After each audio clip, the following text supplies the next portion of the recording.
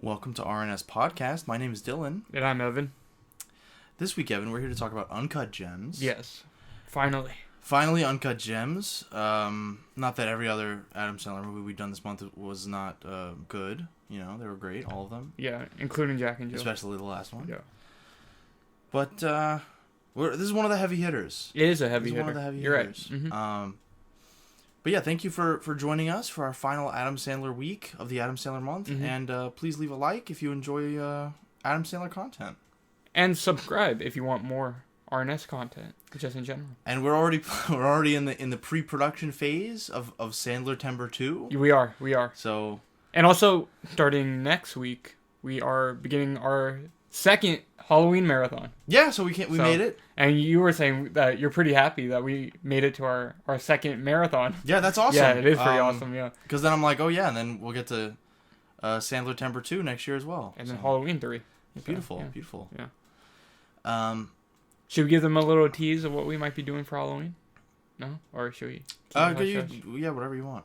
Well, I'm not even... Mine, I don't know. Well, I was going to say, I think I know... Well, I know my choices already. I know you're still picking. And I don't know if you want to start with one of my choices, but I was thinking we could start with Drag Me to Hell. Yeah, sure. I feel like that's a good way to start off the Halloween month. Yeah. And then I'll keep my second choice secret for now. One I was considering was In the Mouth of Madness. Mm-hmm. I have not seen it. That'd be fun. It's cool. I don't know. I haven't seen it, but it seems cool. It's like, do you know what it is about? Not really, no. It's kind of like... It's the John Carpenter movie, right? Yes, yeah. yes. Mm-hmm. It's basically like the Stephen King type guy. Mm-hmm. Like, his stories start coming true. And it's the one with Sam Neill, right? Sam Neill's in it? I don't know. From Jurassic Park? Maybe. I think that's the one with him, right? Yeah. I could be wrong, but I think that's the one. I don't know. I don't know who I'm thinking of. But yeah, that movie looks really good. So, I might pick that one, and then... I don't know. The Thing is a little... That's a good one. I like on the nose. Why is it on the nose? I don't know. I want to do something special. But I'd be like, that's interesting picking two John Carpenter movies for your. Well, I wasn't gonna pick, but that's the thing. I wasn't gonna pick. Oh, one of the two. I was like, yeah. I was like, you could pick both if you want. Yeah, that's the fun part of of RNS Halloween is we can do whatever we want, can't we? Yeah, you're right. But yeah, some fun choices. I might do We Are the Flesh, but I still have to. I want to watch that before I pick it. Mm-hmm. Yeah. There's certain movies where I pick it before I watch it, but that one I don't trust, so I'll have to watch that one first. Well, Drag Me to Hell is fun, and it's always good to revisit some more Sam Raimi. So. Oh yeah. Yeah. Have you seen it? No. Oh, it's a good one. I like it. I haven't seen very much Sam Raimi at all. Mm-hmm. So that would be exciting. Yeah, it's a good one. Do you have that one on Blu-ray? I do. Mm-hmm. Oh. Yeah, I might have to. Maybe we watch it together, or I'll have to track it down somewhere. Oh, excuse me. But what else were we gonna mention? Oh, I do want to mention. Mm-hmm. Okay.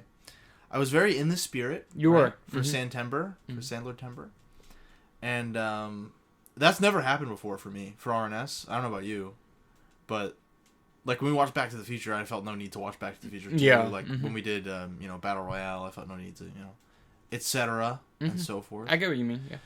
So but this month I've been really enjoying Sandler.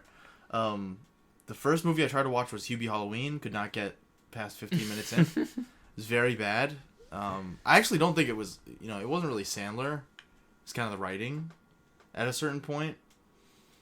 It got very stupid, so I turned it off. But then I watched... well, he's never bad. He's never bad. He's never the problem. Everyone else is weighing him down. Yeah. Yeah. Sandler is a tool, and it's your job to use him correctly. Exactly, yeah. But, then I watched Reign Over Me. That was a good movie. Mm-hmm. It's a very good movie. Maybe we'll do that next year. Possibly. Maybe, perhaps. We'll see. That movie is kind of interesting because I think it's really good, and then the ending is like... Don't tell me anything. I haven't seen it. I'll just say this. The ending is cringe. Oh, it's cringe. Okay. The ending is cringe. That's the best way of saying it. And then I watched the Meyerowitz Conspiracy, or whatever the fuck it's called. Stories. The Meyerowitz Stories. Yeah. Meyerowitz Stories. Yeah, that's the Noah Baumbach movie. The Mayor Story guy, right? Yeah. That's what you and Andy said. That movie was pretty good. I do want to see that one too. I have not seen it. Yeah. I don't know if that one I probably wouldn't want to do on RNS. Mm. It's a little, it's a little dry. I'm not a huge Noah Baumbach fan, but he's cool. I'm probably gonna watch Marriage Story still. But Yeah, that's a good. Marriage Story was good. Yeah. It was it? Yeah. Oh, I didn't even remember you watching it. But yeah, I saw it when it like first came out. It went on Netflix. Adam Driver is in Merowitz. I think I saw. Yeah, he was on the cast list. Yeah.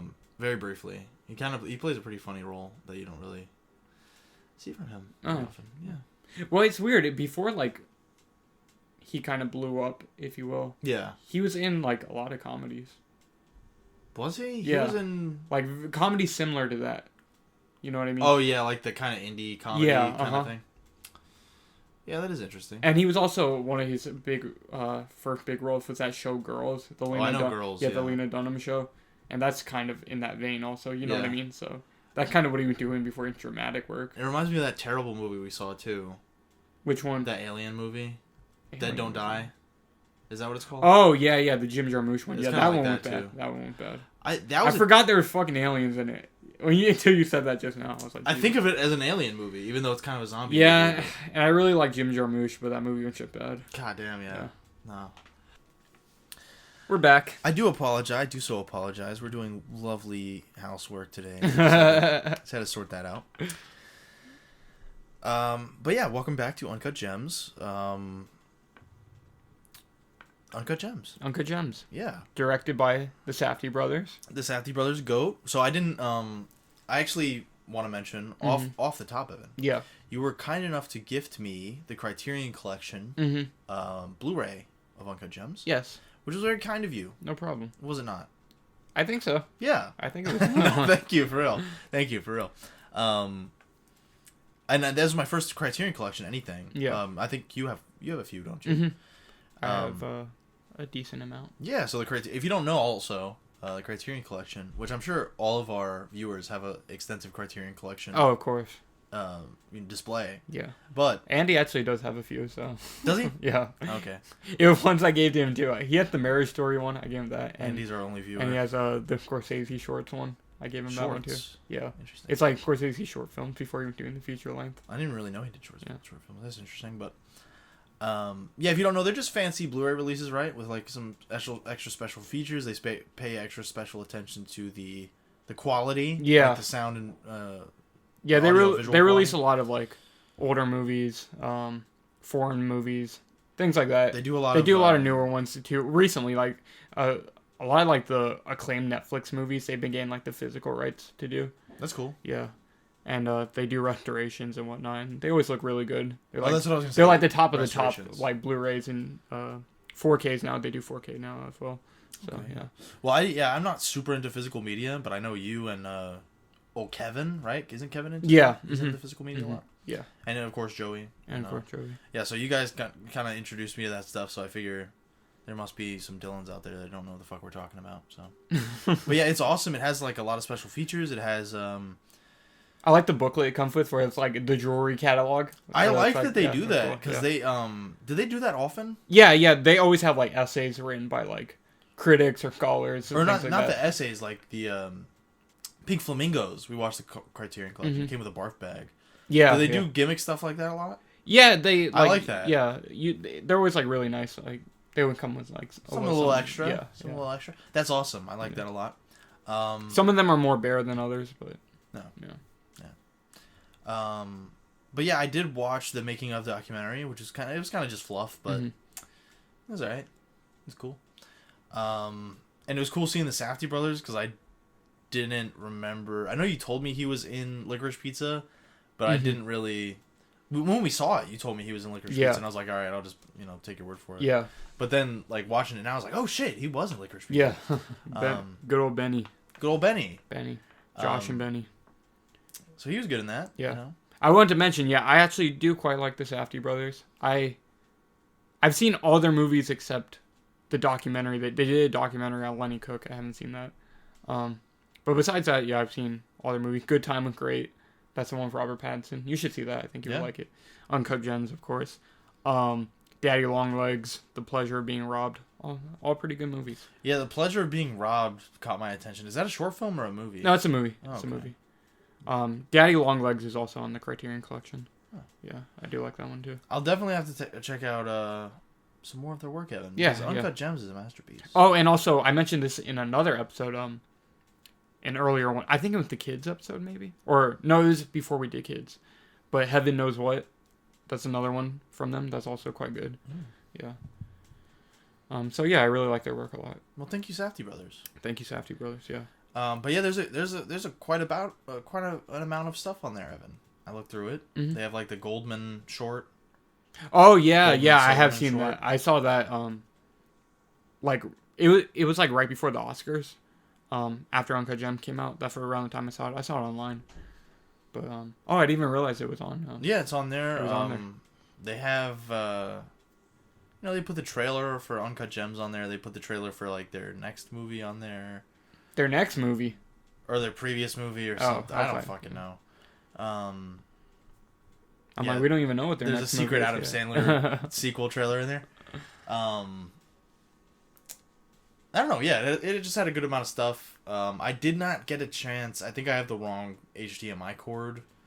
Because like we said, like they have like a high quality audio. I think I need a better HDMI cord. It was weird. It wasn't playing on your PlayStation. I don't Yeah, know. because the what makes me think that's true is the menu music and the commentary track worked, but not the movie's audio. Yeah. So I think it is like the movie has like better audio quality, which makes sense because they always have like the peak audio and visuals, right? Yeah, That's yeah. like the point. So yeah, I think I just didn't have a good enough HDMI cord, so I did watch it on Peacock actually. So thank you, Peacock. Thank you, Peacock. But I will switch out my HDMI, so at least I know that now. Epic. Well, yeah, good for the future. It's good for the future. Good for the future. And plus, I watched it on the 4K, the Criterion 4K, and it looked really good. no, It looked yeah. great. It looked like shit on Peacock. Did it really? Yes. Oh, It damn. did look like shit on Peacock. That's sad. Peacock for whatever reason, whenever I watch stuff on there, it just looks like shit. It's always That's like weird. it's always like 360p. Really? Yeah. That's weird. I've never used Peacock before, so I Don't. don't know. Yeah. But at least I got to watch it. But yeah, we can get into Uncut Gems properly. Yeah, let's do it. Well, do you want to tell our little tale about when we saw it in the theater? Oh yeah, it's interesting on multiple levels because Oh, of is it course, not? yeah, we saw it the day it came out, Christmas 2019. We saw it in theaters, and that was a fun day. We both enjoyed the movie, but it is also, we don't know for sure, but Dylan might have had. Okay, because obviously 2020 is the infamous year where the bullshit happened, and Dylan may or may not have had COVID when we saw it Uncut Gems. I do want to mention, right? So I haven't felt that sick since I was like 10. Yeah, Or, yeah, like- you were like really sick at the time. I used to get super sick like every like fall or something when I was a kid, and I would feel pretty damn sick. But even then, I wasn't sick for this long. I was very, very sick for like 5 days. Yeah. And we just assumed, flu. Yeah, yeah. Because why wouldn't you? Yeah. COVID didn't exist yet. So, I was lucky. I did not get. I didn't get it. I do remember very distinctly. I was not feeling as bad, but I was definitely Yeah. still sick when we went. Yeah. And you were like, I don't fucking care. And pre-COVID. Yeah. Okay. Yeah. So if it was COVID, I would have been vaccinated, Yeah. and I wouldn't have gone, and Evan would have worn a mask, and it would have been, But yeah, pre-COVID, and then I remember when we went. Every time I went to lean in to talk to you, I would cover my mouth. Like, every single time. I remember that very distinctly. I remember that. I as really well. didn't want to breathe on Yeah. you with my horrible, disgusting Well, mouth. thank you. so. I didn't get COVID. So. You didn't get it, so maybe that worked. Not until one day I finally get COVID. January of this year, 2022. That's when I finally got COVID. Oh wow. Yeah. And I've never. And I felt like shit. So yeah, it was like, yeah, I can imagine. Yeah. It was bad. Yeah. It was bad. And I never got it again. Yeah. So what if, Yeah. So. antibodies or whatever. Yeah. What if? I don't know. But I remember Uncut Gems very distinctly for that reason. There were a few scenes that didn't stick out to me, but for the most part, I remembered like every scene of this movie. Yeah. And And it's crazy because that was like pushing 3 years ago. I guess so. Yeah. Almost 3 years ago. So that's crazy to think about. I haven't watched this in like 3 years, and it feels like COVID started yesterday. Yeah, like it's pretty nuts. But it's just crazy that I haven't rewatched this in 3 years. I haven't even really watched any clips on YouTube. I haven't watched like video essays about it, but I remember almost every scene. Yeah, this was my first time watching it again since we saw it in theaters. And you had the Criterion. And you didn't rewatch it? Yeah, I had that Blu-ray, and then well, the Criterion, it came out. I forgot. It didn't come out right after, because it had a normal Blu-ray release, and then eventually Criterion released it. I forgot around what time it came out. I guess when was it? Like towards the end of 2021. Okay. And I got the Blu-ray. Yeah, I just never got around to watching it. But then I was like, oh, I'm gonna just get the 4K version, and then I gave you the Blu-ray. Thank you. So there you go. Thank you. But yeah, that's our little tale. Yeah. It's our little tale with Uncut Gems. And also in general, as you know, as is the course with Adam Sandler month, I'm a big Adam Sandler fan. Mm-hmm. Adam Sandler touched my little heart when I was young, of course. I was a young boy. He's a good guy. He is a good guy. He's a good guy. Oh, I have one. Never met him, but I have one small Adam Sandler story, if you don't mind. Of course. He recorded some terrible movie in my mom's old neighborhood. I remember this. Yeah, and he supported like a bunch of local businesses, by patronizing them. Yeah. By and patronizing them. That's the word, right? Isn't patronizing like harassment? Like No. You patronize me. No, patronizing means. Let's Google it. Yeah, patronizing means like you're a patron. Is it? Yeah. Let's see. And then it can also. It says patronizing, apparently kind or helpful, but betraying a feeling of superiority, condescending. That's like a secondary meaning, right? I've always thought of patronizing in a bad way. What does it mean when somebody to speak or behave towards someone as if they are stupid or not important? Yeah, I was like, patronizing's not good. I know it's negative, but I don't think it only means negative. Frequent a store, theater, restaurant, or other establishment as a customer. Yeah, but as a patron. It's a second definition. Well, but my point is that I never really hear the word used like that. Well, I'm a scholar. Yeah. So, well, you are. Yeah. Yes. I'm stupid, so. Well, I'm just saying because like Patreon, patronize, Patreon. They're all the same. Yeah. It makes sense. It's just like it usually has a negative connotation. Yeah. But my point is, of course, he's a nice guy. He, he supported local businesses. He put money back into like I don't remember if it was like schools or the public parks. Yeah. But he put money into that. All while wearing some basketball shorts and a troll shirt. And his big troll face shirt that has an afro. Like the troll face has an afro. That's badass. Does it? No. I thought you just had a normal. No. Oh, I was just saying it's silly. Oh. But he's a sweet fucking guy. He's a really nice guy. And can I mention one more story? Mm-hmm. This isn't like a personal story because that kind of affected my mom or whatever. But, what was it? There was just a good story about that Brad Pitt told. I watched a Brad Pitt Adam Sandler Actors on Actors. It's called, I guess. Mm-hmm.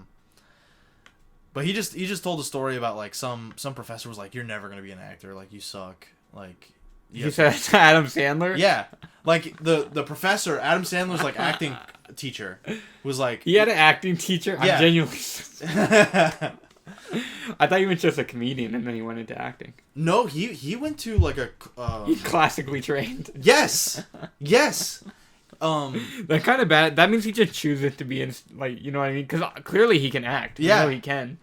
But he just chooses to be in, like, stupid comedy. Yeah, because he's the fucking GOAT. It's like he chooses to wear a Superman shirt and a fucking basketball when he's, like, shorts. super rich. Yes, because he's awesome. But yeah, the teacher was like, he was like, let me take you out for a beer. And That's never a good thing. They went to have a beer.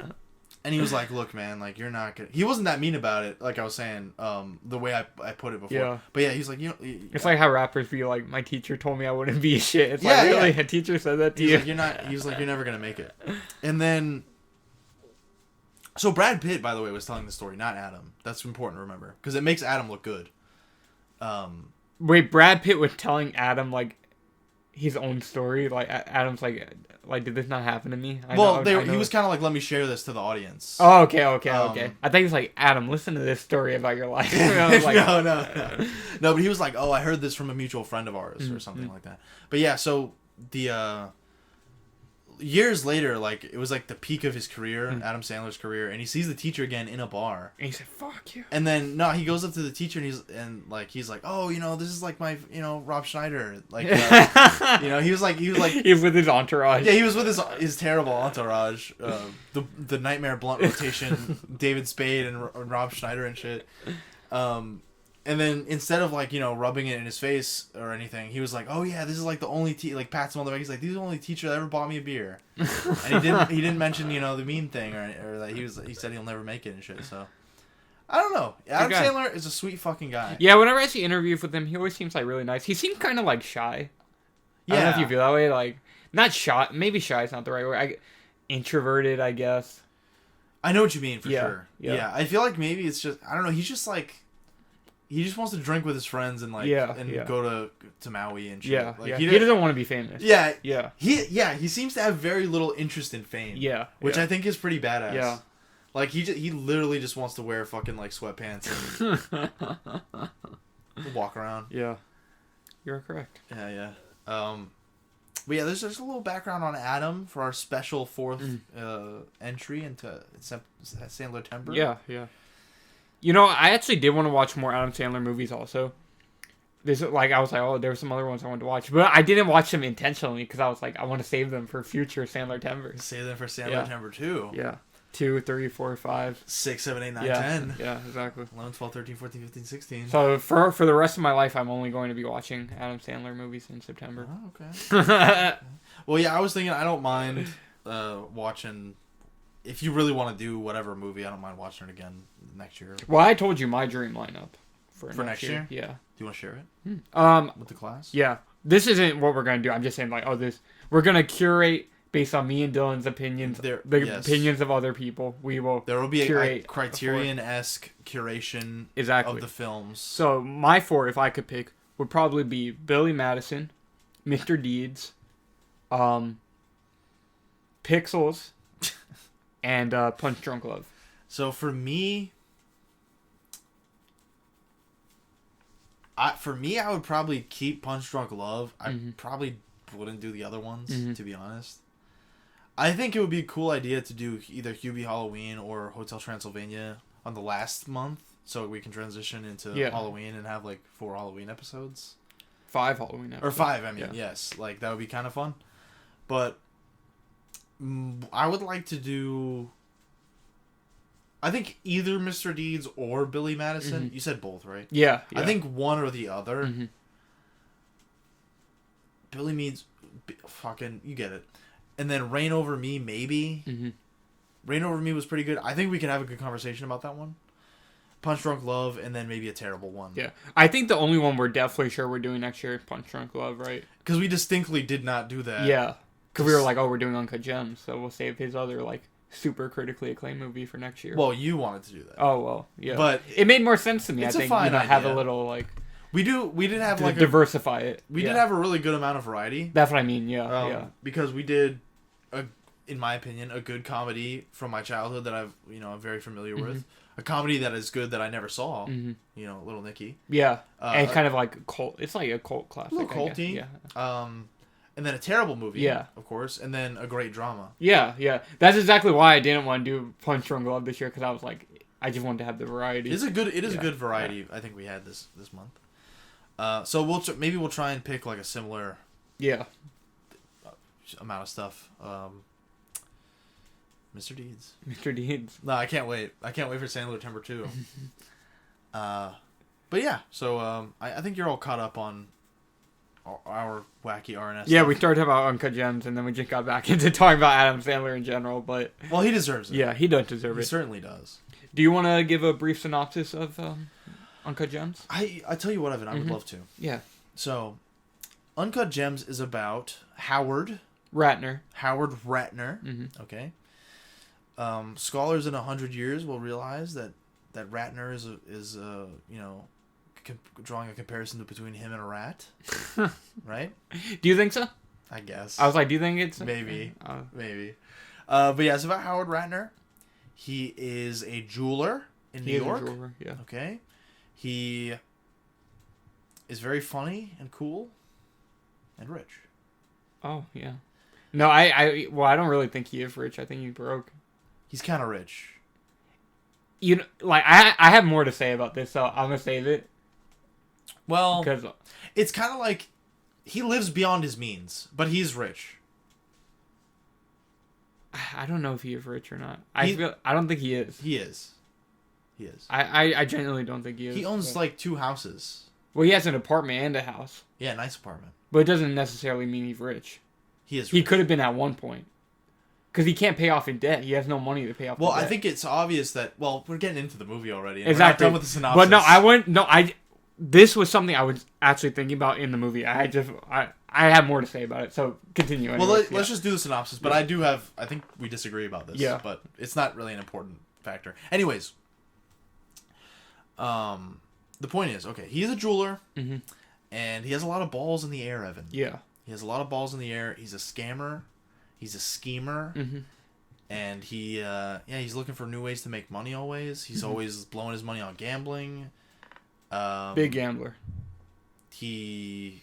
Specifically sports gambling. Basketball. He does like sports gambling, does he not? Yeah. And he is currently living with his mistress. But yeah. He also has a family. Well, he's like, I guess, kind of living between both.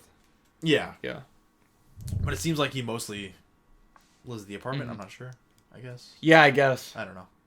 It's like he's at the house, but then at night, when like the kids go to bed, he leaves. Yeah, he's like apprehensive about actually transitioning. Yeah, yeah. It's like the kids aren't really fully aware of it. Yeah, one of them like almost kind of becomes aware of it. Yeah, the son. Yeah, the older son. Yeah, who's named? Well, his name was actually Benny. So I think he named because they're okay. Well, I'll get into this later again, but anyways, I'll save that for the end too. And then what else happens? Yeah, he other shenanigans ensue. Yeah. Yeah, I feel like that's good enough. Yeah, I really the main conflict of the movie is him having to pay off the debt he owed to like it's someone in his family. It's like a cousin or something like that. Well, I don't think he owes. I think he owes money to someone his cousin works for, and I don't think we ever see that person. I think it's him. Arno? Yeah, he owes money to Arno. I don't think he owes Arno. And they're like cousins or like a brother-in-law, something like that. Yeah, it is his brother-in-law. Is it his brother-in-law? I think. Yeah. But I don't. The reason I don't think he owes Arnold the money specifically is because of what happens at the end. Oh no! There's much to speculate. There is. Apparently this movie. There's a lot to talk about. So. Yeah. What is the very first scene is so the movie is called Uncut Gems. Yeah. And I didn't mention anything that would the gem. The gem. Yeah. We see miners in I believe South Africa. No, it's not South Africa. It was like Ethiopia or something. It was filmed in South Africa. Okay. Because I was trying to get the movie to work and I listened to like 2 minutes of the commentary. Okay. And they were like, "Oh yeah, South Africa." Yeah, that makes sense. Of course, they're not going to go to like actual Africa. Yeah, they went to like the nice country. That's fucked. But I think that what is set in Kenya or something? It's like Ethiopia, I think. Ethiopia? It's something like that, yeah. But... Yeah, because he says like the Ethiopian miners. Right, yeah. I'm pretty sure it's Ethiopia. Yeah, I think you're right. But yeah, so you see mining, they're fucking terrible conditions. Yeah. The first thing you see is like a mutilated guy getting like dirty water poured on his wound. And, yeah. They're trying. On his leg. They're trying to help him. Yeah, his like, bone is exposed and shit. And then it transitions into the opal. Is that right? There's like 2 other guys like going through the mine and they find like the gem, right? Or the opal or whatever. And then it goes to them mining. Yeah. I actually picked up on something that I do want to mention. Yeah. But it has to do with the red opal. Okay. So the red opal is not the one that is in the movie. Mm-hmm. It's a different one that Adam Sandler mentioned. He says the red opal's not worth anything. Yeah. I do want to. I'm just saying this really to remind myself when we get. It's gonna be at the end of the movie. Oh, okay. But I'll mention it later. Okay. So there's a little tease for you. It's very deep. So you're gonna have to, sit tight. Yeah, and then it basically cut to New York. It takes place in 2012. It does. Or is it 2011? I think 2012. It is 2012. Yeah, 2012. The scene with the opal being found is 2010. Oh, is it really? Yeah. Okay. Well, anyways, in New York in 2012. And then it cuts to New York. Yeah. The day that Adam Sandler is... Howard. Howard is set to receive the opal. Yeah. And he gets it. He's working in a jewelry store, like you mentioned. It is kind of like... It's not like a fancy fucking jewelry store. You know what I mean? Yeah. It's like... It's a shady jewelry store. Yeah. Exactly. You put it like that. Yeah. Yeah, exactly. I mean, his business partner, the guy Lakeith Stanfield plays, literally is selling fake Rolexes. What's his name? Who? The actor. Lakeith Stanfield? That's his name? Yeah, you're talking about the black guy, right? Yeah. Yeah, it's Lakeith Stanfield. What is he in? He's in, he was in Get Out. He's the one with the meme. He's like the guy with the hat on. His name's not Daniel Kaluuya? That's not Daniel Kaluuya. That's the other guy? Daniel Kaluuya is the main character. In Get Out? Yeah. Oh, he's the guy with the hat. Yeah. Okay. Yeah. The one that was running? No, he wasn't running. He's like, they take the picture. Guy? He seems to flash. And that's when he freaks out. Oh, yeah. Yeah. I haven't seen him Get Out in a long time. I'm sorry. Yeah. But yeah, he was good in this. Yeah, he was good. He was good in this.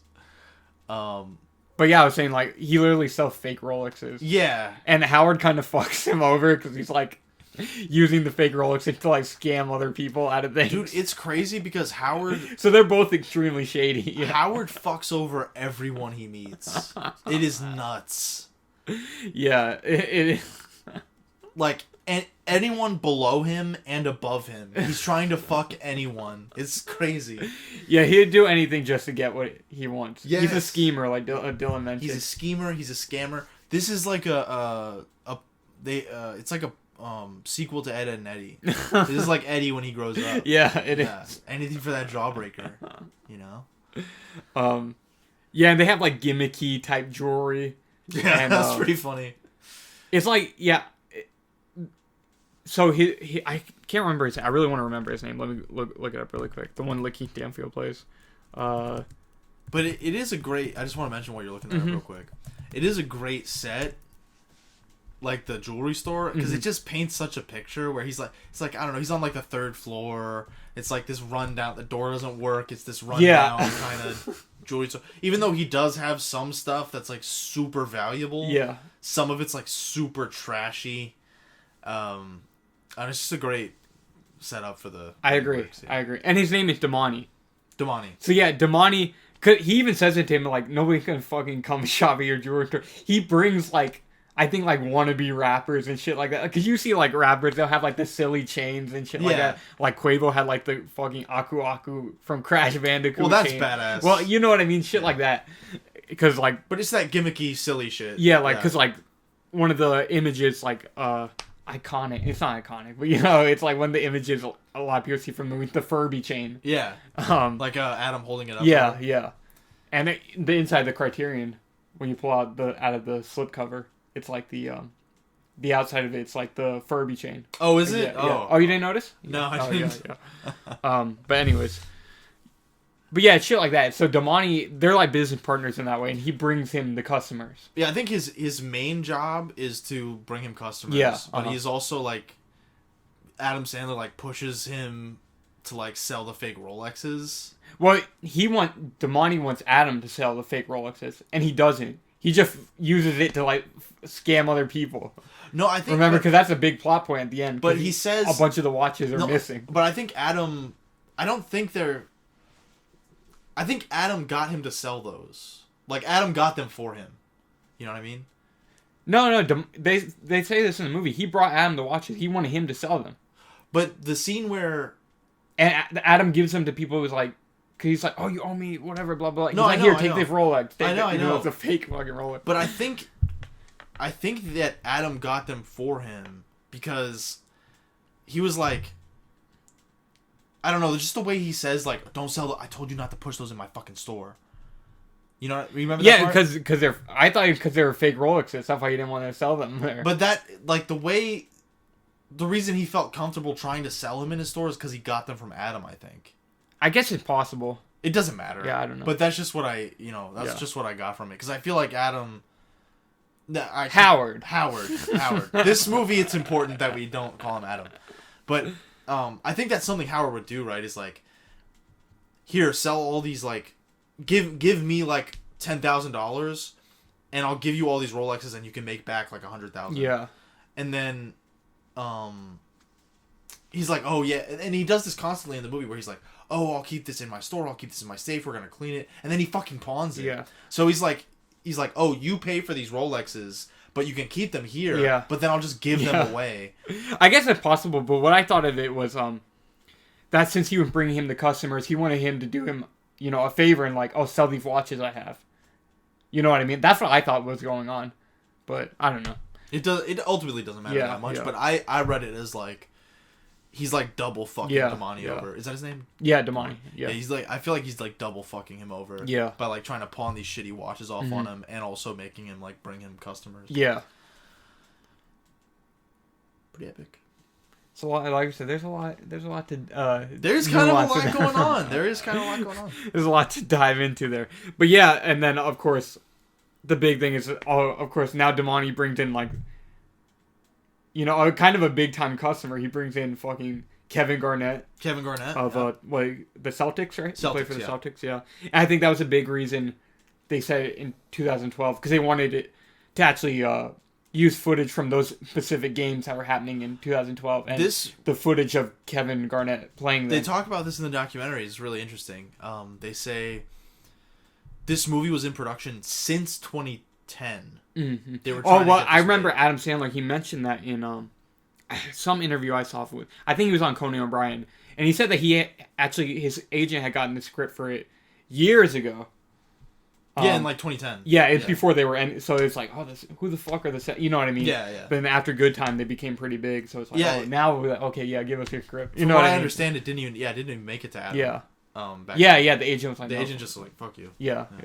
But back in 2010, they basically said that through the years, the basketball player changed every adaptation of the script because they wanted to do it in current year. Yeah, yeah. And then they eventually shifted to, okay, what player still looks like themselves now that they did in like 2010? Yeah. And we can match up some of the footage to like, you know, because they filmed the little interviews, but other than that, they used old footage.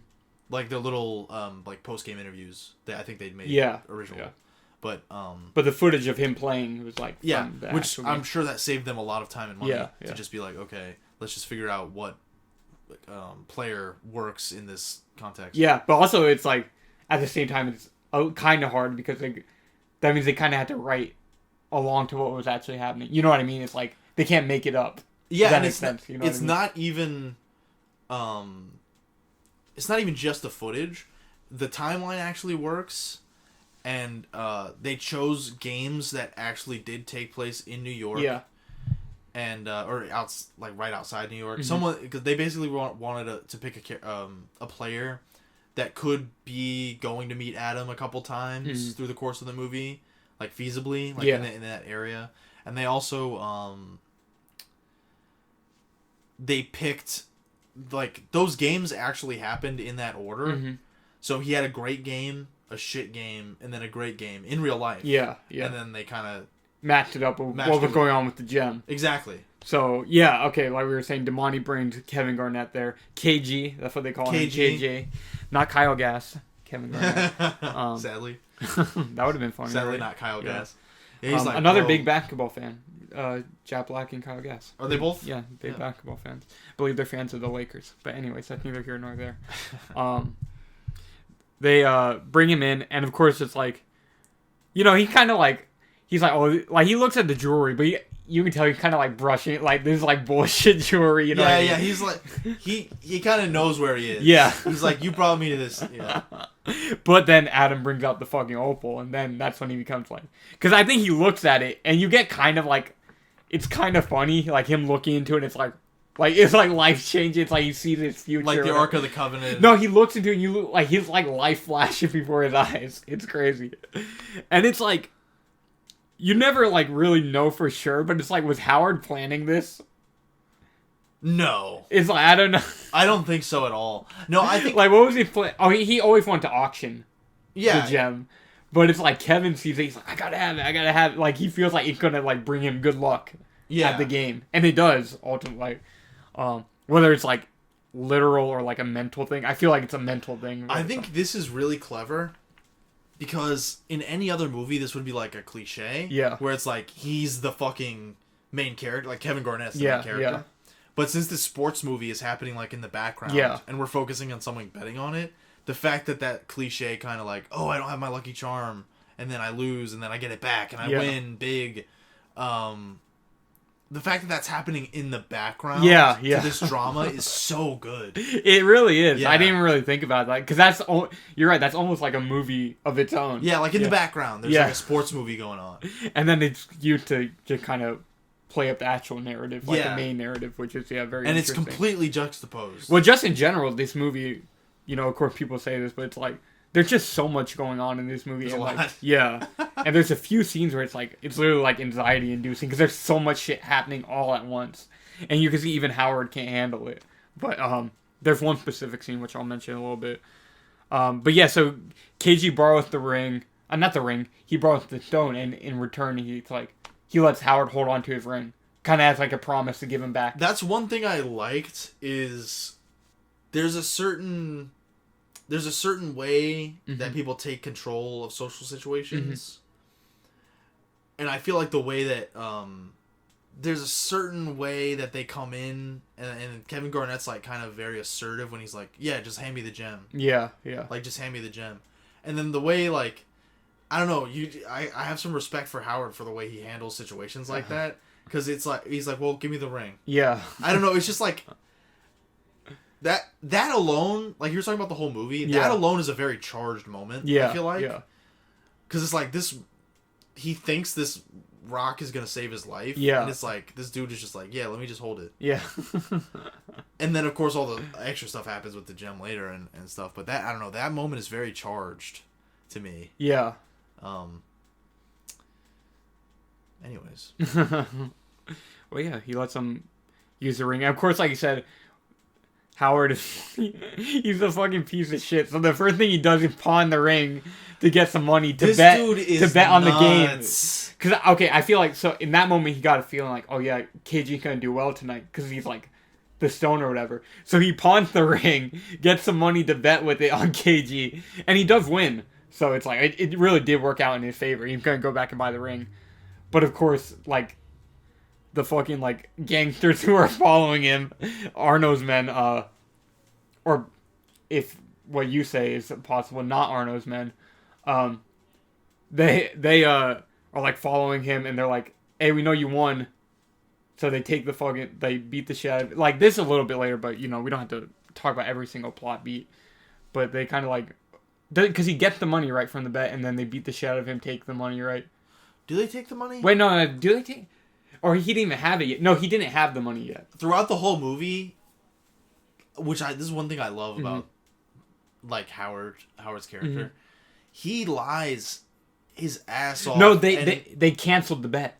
That was it, remember? Oh, yeah, he's like, you canceled the bet? Yeah. Yeah, that was it? That was it, yeah. Okay. But yeah, I just love how he lies his ass off. But, I mean, no one ever really buys it. Yeah.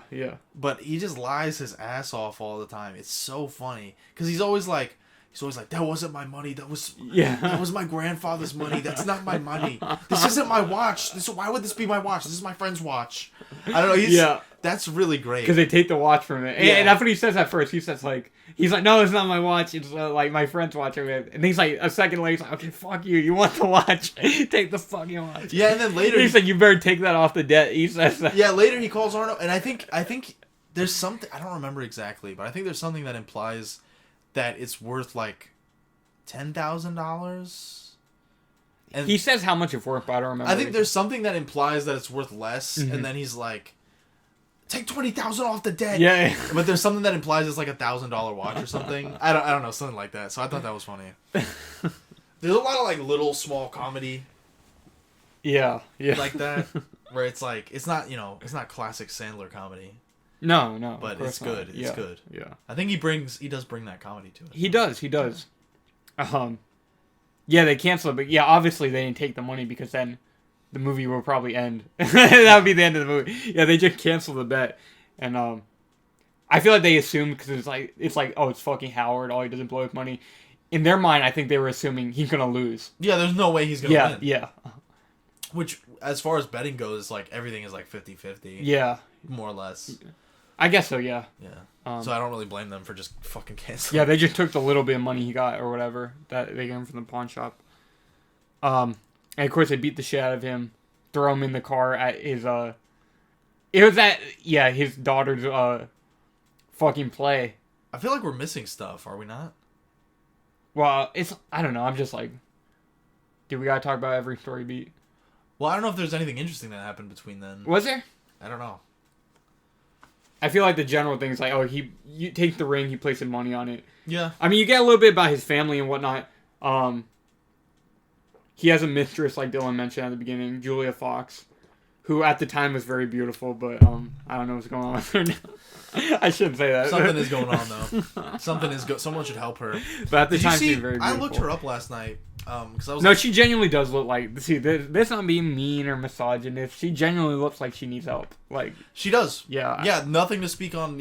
Like body shaming or talking down to women. No, she looks like she needs to be put in rehab. She needs some type of That because that coke ain't do her any She needs that favors. needle in her chest from Pulp Fiction or something. But I looked her up last night. Because I was like, damn, her ass is fat as fuck. So I wanted to look on Instagram. Is it like, are there any ass pictures on Instagram? And then I looked at her bio. Her bio is so weird. What is it? It says science in all caps, and then it says there's a greater than sign, and then it says religion. Yeah. Like, bitch, what are you on? What the fuck? Well, she coked out. That's all you need to know about her now. In the context IRL. of beautiful 2018 or so, whenever they filmed it, yeah. she looks fantastic. She does. She look great. What fame does to a person's brain. Am I right? You can make a whole nother movie about that. Oh my lord.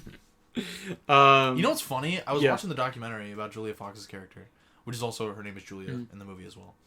But in the documentary, she was like, "I thought the Safdie brothers were stalking me because my character is so much like me." I was like, "Why the fuck would you say that? Why would you admit to that? What the fuck are you talking about?"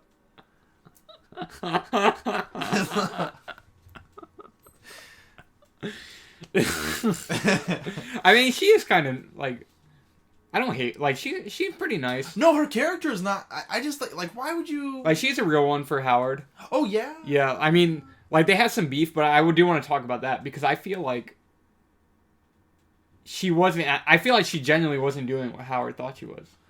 No, I was thinking about that last night. What I was gonna say on the podcast about that today. Yeah. Which was basically, I mean, you want to talk about that now? Yeah, so it's like, there's a scene where Howard thinks she's like cheating on him with The Weeknd. Of course, The Weeknd has a cameo in the movie. Which is awesome. And it's like, this is pretty funny because like, of course it came out in 2019, but they made him look like how he looked in 2012, like when he first blew up, yeah. He got the hair like that, which is pretty cool. I mean, as far as like a period piece goes, it's pretty fun. Yeah. Because it's like, just long enough ago to matter that it's a period thing. But it's things like that, because like in 2019, The Weeknd didn't even look like that anymore. But they made him look like how he had the hair when he first blew and up they timed it so that it was the same time where The Weeknd was starting to live in New York. Yeah. And in real life, that's when he moved to New York or something around that time. And then Kevin Garnett was also playing those games around New York in that same time period. And also in the club, that same club scene where The Weeknd and Trinidad James is there too. And at the time, Trinidad James had that big song, I forgot what it's called, like the gold all up in my chain, like that.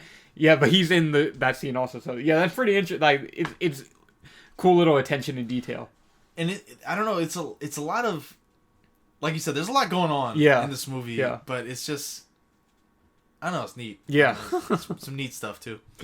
But yeah, so she's in the bathroom with The Weeknd. The Weeknd's like, oh, the fuck, he's so bad. He's like, he's horny. As The Weeknd tends to be, if you know The Weeknd, he horny ass. He wants to fuck Haley off of American Dad.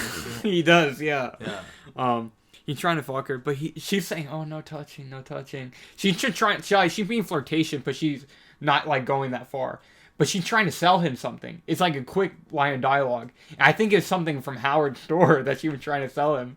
And then, of course, Howard walks in. He's like, what the fuck are you doing? You know what I mean? Well, I did want to mention this. Okay? Yeah, uh-huh. I think that scene, that bathroom boner scene, is masterfully crafted. It is masterfully crafted. Because there is, I don't know, there's a crazy... There's a tennis match. There's a foosball game going on of intellect. Yeah. Where... no, I'm just playing. But it's just interesting because I feel like that scene goes out of its way to make Julia Fox's character, like, kind of ambiguous. Yeah, I agree. In terms of blame. Yeah. Because it definitely... The scene does not make you hate her. Because she's there, like you said, she's trying to sell something to The Weeknd from Howard's store. Yeah. And she's also saying, like, oh, no touching. Which is loyal. And she's like, no touch. It's not like she's like, yeah, like... She sounds kind of flirty about it. Yeah. But she's still she's trying to sell him something. She's trying to sell him something, and she's still trying to say... She probably wants drugs from him, too. Yeah, they do the coke, yeah. She's probably, she's trying to, like, keep it cool. Because she's at his party. She's trying to keep it cool. Yeah. But she still sounds like a little flirty when she's like, no touching, no touching. And then he's like, "I'm so fucking hard," and then she does touch it. So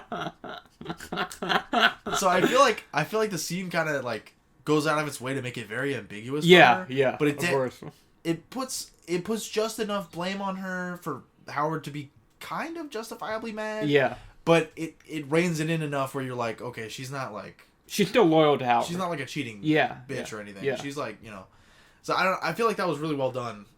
Also, but at the same time, it's like, it kind of exposes Howard's hypocrisy because he cheated on his wife with, you know what I mean? And then he's like... he's pissed off about that. That's what's funny, too, is they talk about that later.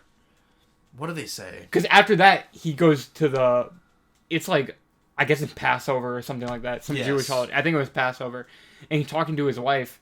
And he's like, no, it was a mistake. And he said, she's trash. That's what he was talking about. He's like, he's saying that. He's like, no, can we like have a second chance or whatever? That's too. But it's like, it's fucked up because he's literally only saying that just because he's mad at her. She just left him. Yeah. Like they just left each other. Yeah, uh-huh. He's like, no. He's like, yeah. We don't have to do this. Like, we can stay together, to his wife. And his wife she calls him out on his bullshit. She's like, yeah, whatever. She literally laughs in his face. Yeah, and because previously, too, like, she hates this dude. Yeah. Like, earlier, like, she clearly knows what happened, or, like, she gets what, like, the gist of what happened when, like, the bookies and, like, Arno's, like, guys, or whoever they were. Yeah. They throw him in the trunk of his own car naked, and he has to call her to get him out, and it's like, you ruined our daughter's play because you're a piece of shit. Yeah. Like, she's not getting back with you. That's the general just thing about this movie. Howard is a selfish piece of shit. Yeah, he is a terrible person. And it's like, it was nice in that scene though with him, because that's kind of the last plot point we were talking about anyways. He sees like the Arno's like gangsters or whatever who his, I don't know what you want to call it, like they're the dudes sent to rough him up. The collectors. Yeah. They're there to collect the money. The loan sharks. Yeah. When they're at the play, he's like he does like go outside. And he's like, oh, you came to where my fucking like with my family is. That is kind of noble. Yeah. But at the same time, it's like it is. But it's his fault they're there. Yeah. I'm trying to think how to word this. No, please. It's like he does that, but at the same time, it felt kind of like, I don't know if you got the feeling, it kind of felt like an excuse for him to get out of it too. Like being there with his family. I don't know if you feel that way or not. I kind of thought that when... I don't know. Because what difference would it have made either way? Because, like, okay, they already seen your family and they know you're here. Like, you know what I mean? It couldn't have waited until after. Yeah. I don't know. That's just kind of how I feel about it. Well, Howard's a fucking dumbass as Yeah. well. Like, he is. But I thought that was so fucking funny. Just to speak on, like, the scene we're talking about, not the, like, Howard specifically, but I just love when he does take them out there in the hallway and, like, he tries to fight them, kind of. Yeah. Like, he slaps them and pushes them into the locker and bites the guy on the arm. It was just funny, like... He's not John Wick. Yeah, like, he just goes out there, he's like, fuck you guys. That was and then he runs. That was awesome. And then he runs. That was awesome. But ultimately they do catch him. And then you know what shot is, like, so fucking badass? Mm-hmm. Like, when Howard, like, exits the school, and then the car pulls up on him, and he's, like, standing there. It's fucking badass. I don't know. That stuck out to me when I was watching it this time. I was like, that's fucking badass. Yeah, it definitely is. The entire movie very well shot. I like the way it looks. Beautiful movie. It's, like, very, it's kind of grainy, I guess you could say. You know what's interesting about that, Evan? Yeah. You know what's interesting about that, Mm-hmm. Evan? Yes. As well. Mm-hmm. So, Adam mentioned this in the Brad Pitt little video I watched, Mm-hmm. and also they mentioned it in the documentary. They, almost, not all of it, but I think, like, the majority of the movie was shot with, like, super long lenses from far away. That would make sense. Which is kind of crazy because there's a lot of close-ups. Yeah. There's a lot of, like, really hard close-ups. I was going to say, but I feel like that kind of feeds into, like... Okay, so the earlier work of the Safdies, it's a lot more... it's not, like, as high budget. It doesn't look as nice, obviously. Right. It's very, like, slice of life-ish. New York underground cinema type thing. You know what I mean? And it's very voyeuristic, if that makes sense. I don't know... I can't explain it well, but that's how I feel about it. I know what you mean, yeah. And I feel like this is just kind of like a big budget version of that. You know what I mean? Yeah. And I think the thing was that was their, if I remember right, I think that was their idea. Mm-hmm. So that makes sense to what you're saying. Yeah. Because I think the long lenses, they told the cinematographer that, and he was like, that's a terrible idea. Like, the cinematographer guy was like, I don't want to do that. And then they kind of showed him what they meant, and and he was like, okay, we can work with this. Yeah. Like, I'll try it. So it was their, like, idea. Which I thought was really interesting. And it does lend to the movie feeling like you're kind of, it adds to the tension. Watching this guy's life. Yeah, you know what I mean? Well, that's what all movies are, but I feel like you know what I mean. Yeah, like you're there. The voyeuristic aspect of it, and, like, shooting it from farther away, even though it's, like, pushed in. Mm-hmm. I don't know, Adam Sandler was talking about how that affected him as an actor, too, because he was like, I have to go as hard as I can in every scene because I don't know what they're fucking filming. Yeah. Like, I don't know. Yeah. So I have to be fully in the scene every time, which I thought that was really interesting too. But the voyeurism aspect, that always adds to, like, thrillers or, like, tense movies when they're, you know. It reminds me of, to speak to an earlier RNS movie, of, like, kids. Something like that, you know what I mean? A lot of New York cinema kind of has that feel. Yeah. Like, even, like, something like Taxi Driver. It's a very New York thing to do, is, like, stare at people. Yeah, you know what I mean? It works. Yeah. So I don't know, where should we go from here? Where are we at? Well, I wasn't quite done talking about, we were talking about something. Oh, I wanted to answer your question about, did he want to just leave? That's a good question. I feel like maybe it's, like, somewhere in between where, like, I think he was just distracted. Yeah. I think he was very, like, tense and kind of, like... Well, also, during it, you see, like, before he even notices the goons, he's, like, texting on his phone. Yeah. Remember? But I think he's texting... Who is he texting? And I forgot... it was Damani. It was Damani, because he's, like... He wants the gem back. He's trying to get his uncut gem. Yeah, yeah. Yeah, I think mostly what it is he's just, like, super tense. I think if it weren't for... We don't get any huge indications that he's a good father. No, not really. Well, no, you see, like, with his son, they literally, like, curse around each other and shit. You know what I mean? Well, I mean, there's that, but then there's also, like, oh, is he there for that? Like, that's a small thing, but you know what I mean? He kind of just, like...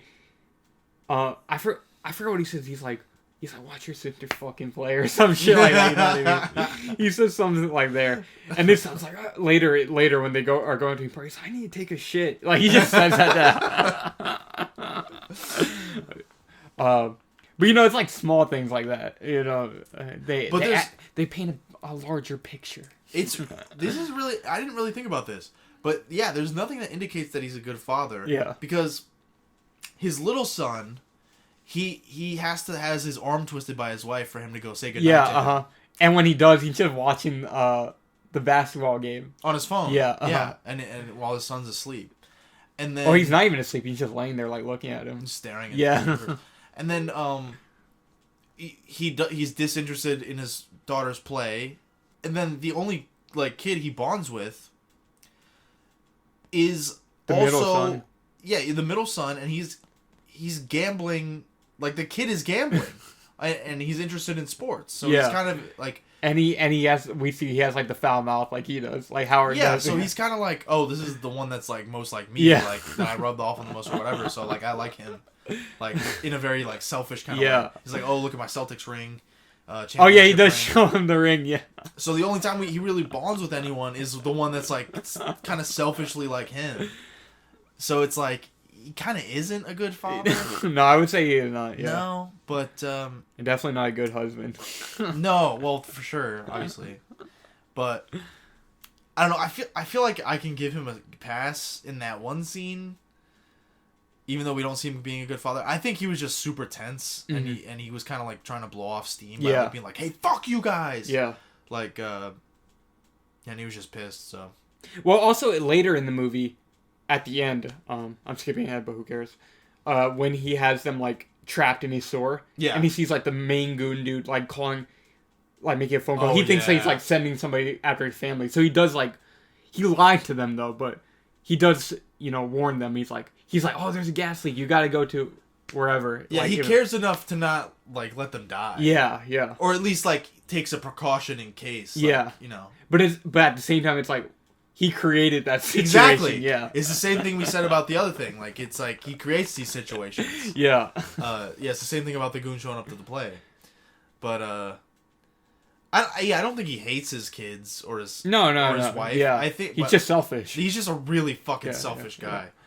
Yeah. You know, it's funny. The Howard character. I feel like a lot of people, of course, are like, oh, they're surprised by Adam Sandler's take on this, just his whole character, this whole turn. But I feel like you could almost take the character of Howard and put him in a different Adam Sandler movie, like as as almost like a little Nicky kind of, like one of his goofier characters. Yeah. Like in a completely different context, and it wouldn't be that shocking. You know what I mean? He's like, oh, like the sleazy, like very stereotypically like Jewish, you know what I mean?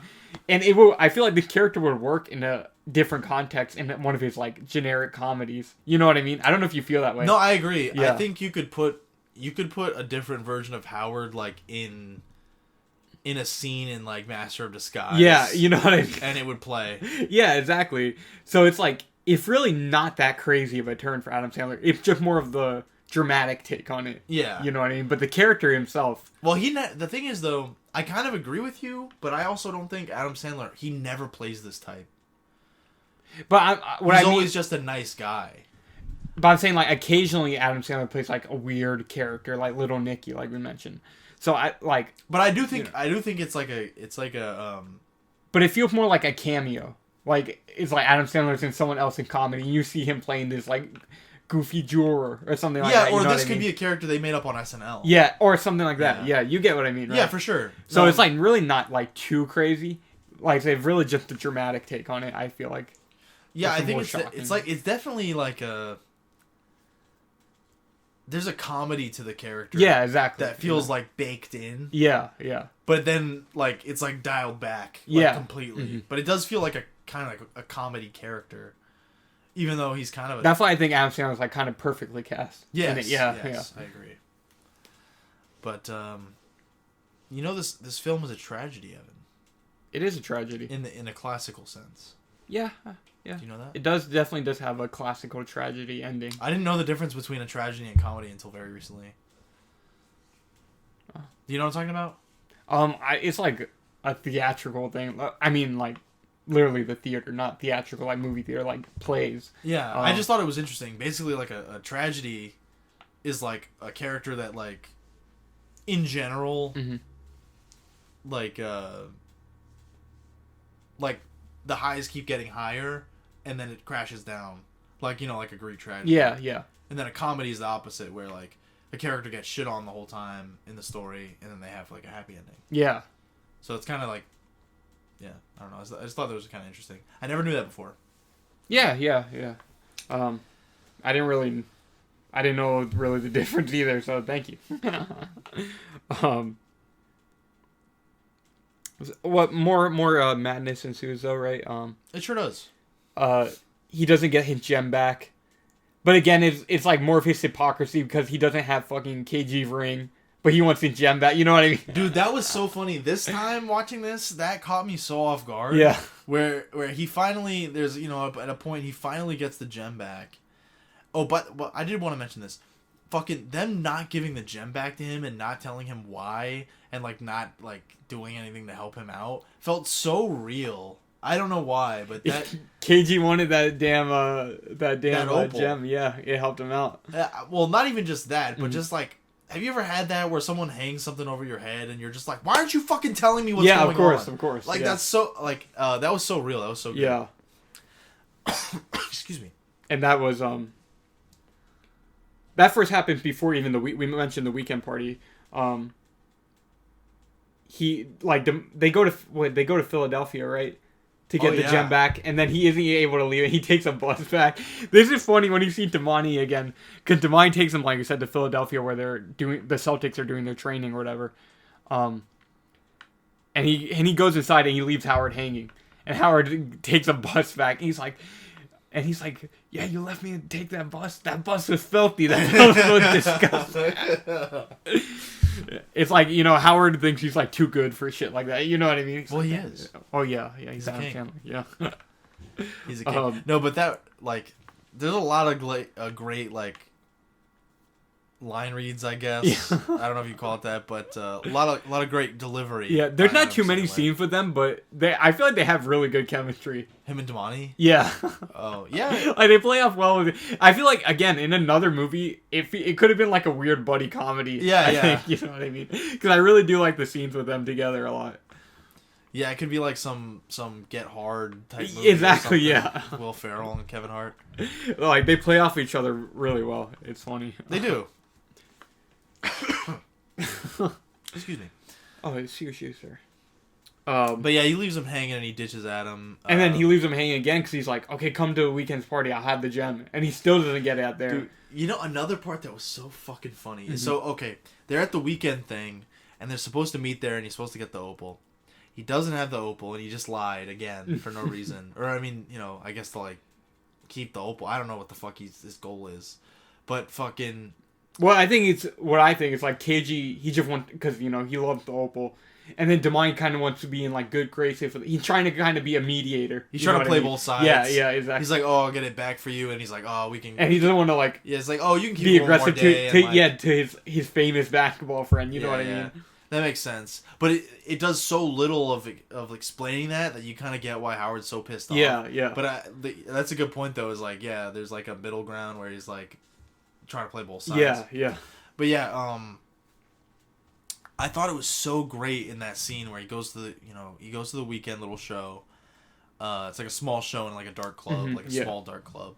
And then like the weekend is performing and in the middle of it, the way that Howard goes and confronts Damani and they're talking and like Damani's like kind of drunk or something and he's like, oh, this is Howard, like to his friends, and then Howard's like, the opal. And then he's like, I don't have the fucking opal. He's like, what do you mean you don't have the fucking opal? Okay, so and then the part I really like about this scene is like Howard kind of accepts like, okay, he doesn't have it. And then they're both just standing there watching the weekend, and like Damani starts like kind of like he closes his eyes and starts like lightly dancing to the music, and then Howard's like fuck you, and then he's like fuck you, like he just like keeps dancing. I don't know, that shit is so fucking funny and it's like so real. Yeah. Whereas like this dude's trying to get back into the party and Howard's like still just pissed at him. I don't know, that whole scene is just so good. It is really good. And then after that, they finally bring I forgot, like more shit happens, whatever. But I really want to talk about this scene. It's like I think it's the morning after. After the weekend. Yeah, because he just was yeah, it must have been because he had that fucking whole thing with Julia and he's pissed off at her or whatever. And then the morning after, they're at the at his store, and KG and Damani show up to give him back the opal, and of course they can't get inside. The door isn't working. I can't remember if it's specifically them, but it doesn't matter. I just want to talk about this scene. He's trying to let them in, and this scene it's so well done, because there's so much shit going on. Like they're trying to like 3 people are trying to get Howard on the phone. While that's happening, you keep hearing the fucking buzzer ring because they're trying to let them in and it won't open and they're stuck in there. And at the same time, it's the added factor of Howard wants the gem back and they have it there and it's like they can't get in. It's like, oh, they might just leave. Yeah, what if they just leave? And it's like you subconsciously want Howard to get the gem back because it's like we're following him. We want we want what he wants. He's the pro tag. Yeah. So it's like, I don't know, there's just so much tension in that scene. I thought about that too, watching it. I don't know if I thought about it when I originally watched it. But I was thinking about this too. I was like, they could just what if they just leave? Yeah, exactly. And that adds to the tension of the scene. And that's there's a lot of stuff in the movie that is unspoken. Yeah. That I think is really good. Because there is that tension in that scene that's not... Because Julia's it's not like they cut to Julia and she's like, what if they just leave? They're so... they're stuck in there. What if they just, Is she even in that scene? I think she's trying to call him. Is she trying to call him? Yeah, because they just had their fucking There whatever. is that... I don't know. Yeah, because he answers. He's like, fuck it, put her through, right? Yeah. Isn't that... Okay. But I don't know. I'm just saying there's not, exposition that explains what's happening. But I did feel that in that scene. And I don't know if I did the first time. But anyways...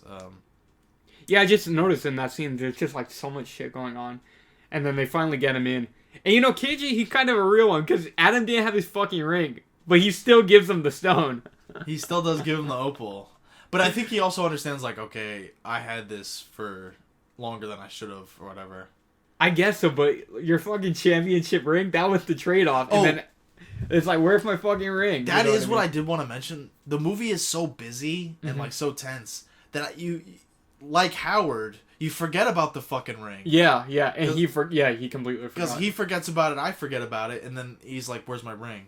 And it's like in real life when someone's like, hey, did you, bring my Blu-ray back? Yeah. It's like, oh, no. Yeah. I pawned it. No, you're right, and there's just so much going on in the movie, you do forget. So, yeah. I don't know. It just that was well done. It's almost like a role play thing. Yeah. Where it, puts you in the same exact shoes as Howard. Where you forget it's something you're supposed to be worried about. Yeah. It's like, oh, fuck. I don't know. That's clever. Yeah, it was. Yeah. It really is. And yeah, he finally gets the gem back. Thank goodness. Yeah, thank goodness. His uncut gem. And then that's when the Passover happens after that, right? Yeah, I think so. And then we already kind of talked about that. That is when we do find out, though, that him and Arno are family, because they're both at the same Passover. Yeah. And where it's safe, Adam's kind of like, yeah, fuck you. You tell Arno, he's like, you're not gonna do shit to me here. I think they're going into the bathroom. Yeah. Where, Adam's leaving, and then Arno's entering. Yeah. And he's like, you're not so tough now, huh? Without your guys around. Yeah. I love the way he talks in this movie, Adam. Me too. It's so good. I don't know what the fuck that accent is, but I like it. Yeah, it is good though. Yeah. Well done, Adam. Thank you. I don't know where should we take it from there. Is there anything else interesting? Well, that Passover scene, that part with the plagues, kind of caught my attention. I'm glad you brought that up. Yeah. I don't know what to make of it, but I feel like it's fitting for Howard to be the one saying the plagues. It was very when I was watching it, I was like, what does this mean? Yeah. I don't know. I kind of wanted your thoughts on it. You don't have any thoughts on it? I don't know enough about religion or Judaism, because he has a Jewish thing at all to really speak to it, but it's I feel like it's fitting for it to be Howard, because he's the one. It's he's kind of like the plague over his fucking family. You know what I mean? The plague on all of fucking New York City. Yeah. But something about it, I guess maybe it just felt like not foreshadowing. like foreboding. Mm-hmm. I don't know if that makes sense. Like it just felt like it was like ominous. That's what I'm looking for. Well, there is that. Yeah. Like it kind of gives you the sense that maybe Howard's, fucked. I don't know. Well, he is. Well, he is. Yeah. Well, we'll find out. But I think you have a good point. Yeah. Yeah. It's like some light foreshadowing or whatever, and yeah, he kind of makes that joke to the kids about it at the end. There, he makes light of it. Yeah, he does say like, yeah, your first son, and he's like, your firstborn or whatever. He's like, that can still happen. That can still happen, kids. Yeah, and then it wasn't to your kids, it was to you. You know what I mean? And it's his mother who's reading it in Hebrew. Yeah, in Hebrew, and he's like, well, no, he's saying in English, and then she's saying in Hebrew, I think, right? Or is it the other way around? He's in English. No, I mean, like, I don't remember who reads first. Was it her or him? I think she reads it, and then he reads it in English. Okay, yeah. But anyways, yeah. Oh. Yeah, her firstborn. Oh, what about that? That's interesting. Yeah, no, I didn't even think about that until just now when we were talking about it. I actually completely forgot about that. Maybe that means something. Thing, yeah. No, for some reason that scene really caught my attention this time. I was like, this is fucking epic. Like, why is this epic? I want to think about it. And just like, I don't know, the Passover scene felt... It was one of the few scenes where he kind of has like a bit of a reprieve. Mm-hmm. Is that the right word? Yeah. I don't know. But he still gets pissed off because Julia like sent him the Craigslist link of like another apartment. I guess she's saying like, "Oh, I'm gonna go live there." Yeah. And he still gets pissed off, even though he told her "Oh, get out." And he like, well, he calls her. He's like, "You think you just text me the fucking link?" Whatever. It's like, dude, what do you want? He's like, "Don't call me, text me. I fucking." Yeah, I don't know. That was fucking great. And of course, Arno's there, so it like keeps that kind of tension. Yeah. But that's like one of the few scenes, and then his wife hates him. Yeah. But at least I don't know. She pretty much says that to him. She's like, "I hate being with you. I hate you. If I could never see you again, I would." Like, Jesus Christ. God. But it's hard to feel bad for him because like he just he brought all this shit on himself. He did. Yeah. Yeah. There's not a single time in the movie where you're like, poor Howard. Yeah. I mean, kind of at the end. No, I feel... I do feel bad for him at the end. I feel bad for him because I like him and he's Adam Sandler. Yeah. But really, there's never a point where like you're like, oh, this isn't his fault. Yeah. Never does that happen. Never does that happen. Yeah, and then after that, we mentioned this earlier. So after the Passover, his wife tells him to hate him. He mentions he has to stop by the apartment. I think because he wants to make sure she's gone, right? Yeah, I think he just wanted to check out the apartment. Yeah, and see if she was there. Yeah. And then, of course, his son is like, "Oh, I need to go to the bathroom," and he doesn't want. He's like, "You can hold it," but then his wife is like, This dude said you can hold it. It's only 25 minutes. I was like, what? God damn. And that's the son he likes. Yeah. Like, that's the kid he likes. So he takes him up, but he makes him use a neighbor's bathroom. So he doesn't take him, so... In case Julia's in there or something to indicate that she's there.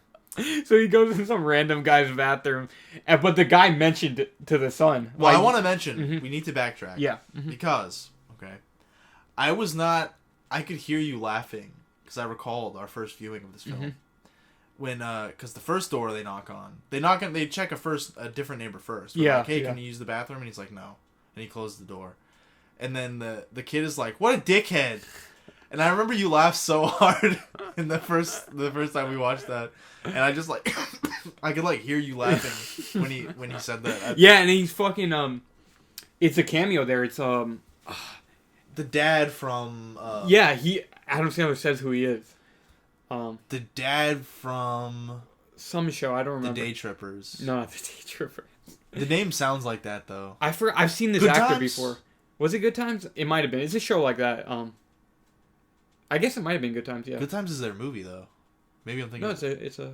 No, that's Good Time. Yeah, Good Times is a show. But anyways, it's a famous television. It's like actor. A 70s sitcom. Actor. And he said, "What a dickhead!" And then Howard's like. He's like, hey, don't say that. He's a legend. Yeah. And he takes him to like some random schlub's bathroom, and he's like, either it's a number 1 or a number 2. And he says it's a number 1, even though he mentioned earlier he had to shit. He's like, all right, going. It's crazy that there's even tension in that little moment where like his son has to take a shit because it's like, y'all really lied to this guy, and he's gonna go take a shit instead. Like, that's fucking crazy. But anyways, hour after, like, Julia left a note in Howard's apartment or whatever, she leaves the music playing. That's kind of funny. Why is that funny? I don't know. It's not just leaving the stereo blasting this, like, fucking dramatic, like, romance song. You know what I mean? It's like a slow song. I was like, it's, like, very dramatic. And she left a note, like, oh, I hope you have a great life, Howard, or whatever. Yeah, I guess that's an indication that she's, like, not over him. Yeah, and she's kind of, she is kind of a real one. Yeah. So. And then the son comes to his apartment, and then he's like, dude, he mentioned me that you live with some hot chick. He said, is that mom? And then Howard's response is so funny to me. He's like, why the fuck are you talking to that cokehead? You just need to you made him go alone into his apartment to use his bathroom. Like, he did you a favor. So it's like, I don't know. Howard's just such a dick, but he's funny. He's a really charismatic, and his son is funny too. Yeah, because it did make me laugh too this time. Like, fucking. Oh, what a dickhead! Like, he just sounds so stupid when he says. I don't know. It's really funny. And then the son is like, oh no, he said to him like, oh, don't mention that. He's like, don't mention this. Yeah, he's like, never mention that again. Yeah, like, whatever. Yeah. So damn, it's like, in that moment he kind of strains his relationship with like the one son he does have a good relationship with. Yeah. You know what I mean? That's fucked. Yeah. God damn. What a movie. What a movie, yeah. I didn't even think about that, but yeah, like... Yeah, because you mentioned, like, you had a point that's like, oh, it kind of seems like that's the only child he has a good relationship with. Or any type of, like, bond. Yeah. And then he kind of ruins it in that moment. God damn. Because, like, it's like, obviously you're cheating on mom. Yeah, he kind of gets a hard confirmation of that. Well, it could mean, he probably, like, I don't think children are fucking smart enough to realize this, probably, but, I mean, it could be, like, they're separated behind the scenes. Like, yeah, he doesn't really know exactly what's going on, yeah. but it definitely did, like, no matter what the kid thinks, it's gonna, like, damper their relationship or whatever, so. Yeah, I did not think about that like that. Yeah, damn. Either. I mean, I thought about it as, like, oh, that's fucked up that, he found that out or whatever. Yeah. But, like, yeah. You get it. It's just funny to me that I didn't even think about that. Yeah, and I think this is a good time to mention this also, because I talked about this. I brought up briefly in the episode. So that son's name is Benny, and of course Benny Safdie is one of the Safdie brothers. And then because Daddy Longlegs is kind of based on this, their parents got a divorce when they were both very young, and the movie Daddy Longlegs is kind of about that. And then I saw an IMDb trivia fact that it's like, oh, they based some parts of Howard on their own father. So it's really? like, yeah, so it's like the whole divorce thing, it's like clearly there's some aspects of that taken from their own life. You know what I mean? Interesting. Yeah. I don't know, I just wanted to mention that. I wish Howard was my dad. Oh, do you really? Yeah. Well, you already said you wished Sonny Koufax was your dad. I'd take any Sandler character. Oh, okay. He's my father. Even Little Nicky? Even Little Nicky. Yeah. Especially Little Nicky. Especially Little Nicky, yeah. Well, he does have a child at the end. He's a much better man than Howard. Yeah, definitely. Little Nick, Nicky's a good guy. He's a good guy, yeah. But Evan, back to Epic. Mm-hmm. Uncut Gems. Of course. Okay. So, they leave the Julia Fox cheating apartment. Mm-hmm. And then what do? He takes out the trash. And then he goes, I forgot, it's like the next morning, whatever. Well, the next major plot thing to talk about, anyways, is yeah, because it's like Passover and then the apartment and then the auction. And then the auction. Yeah, because Judd Hirsch's character came back, like the grandpa or whatever, Gooey. He calls him Gooey, and it's like you see again is another relationship he kind of strains here because you see, like Gooey kind of likes him, like they have a good relationship. I think it's like his wife's father. They don't say specifically who he is, but I think so, yeah. It's like his father-in-law. They don't define really any of the family stuff except like his immediate family, and then Arno is like his step brother or something. Or brother-in-law. I mean. Yeah. And I think Gooey is maybe. Well, I don't know because at the same time it's like Arno. Wait, no, he says It would be weird if he was Arno's dad. no. Gooey. The old guy says, what's his name? Gooey. Well, he calls him Gooey. Yeah. Gooey. I think it's like a nickname. But... All right, Big Gooey, like the grandfather type. Yeah. I remember he leans over to Adam Sandler, and he's like, "Oh, would you be happy if that guy married your daughter?" Oh, about Arno, right? Yeah. Okay, so he must be like maybe Adam's like uncle or something. something like he's some family member. It doesn't matter. Yeah, he's some old But dude. Who, he's a real one. They clearly have a good relationship. The part that makes me really sad about that too is like he comes in like super happy to the auction house, and because he brings like his grandson or whoever he's it there is to bring like to meet KG. Some younger family member, and he's on a completely different page from Adam. Yeah. Which is like it's really sobering, and it's really clever, because you have you're stuck in this tense little fucking world of Howard's the whole movie, and then you have certain characters like classic Gooey who comes in and he's like, "Oh, today's the day that my grandson gets to meet KG. Yeah. What a beautiful day." And then Adam Sandler kind of like pitches this whole thing about like scamming the bid and like upping the bid and or whatever. Because to set the scene a bit. So the reason. Well, I just wanted to finish this real quick Yes.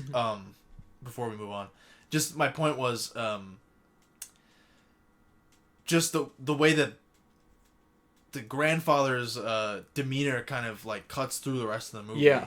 You know what I mean? Like where his perspective on this day was so much different, and then Howard turns it into his scam. Yeah. Like he classically is known for doing. I just wanted to make sure I finished my point about that, but please continue. Oh yeah. I would should bring this up just to kind of make sense of what you were saying.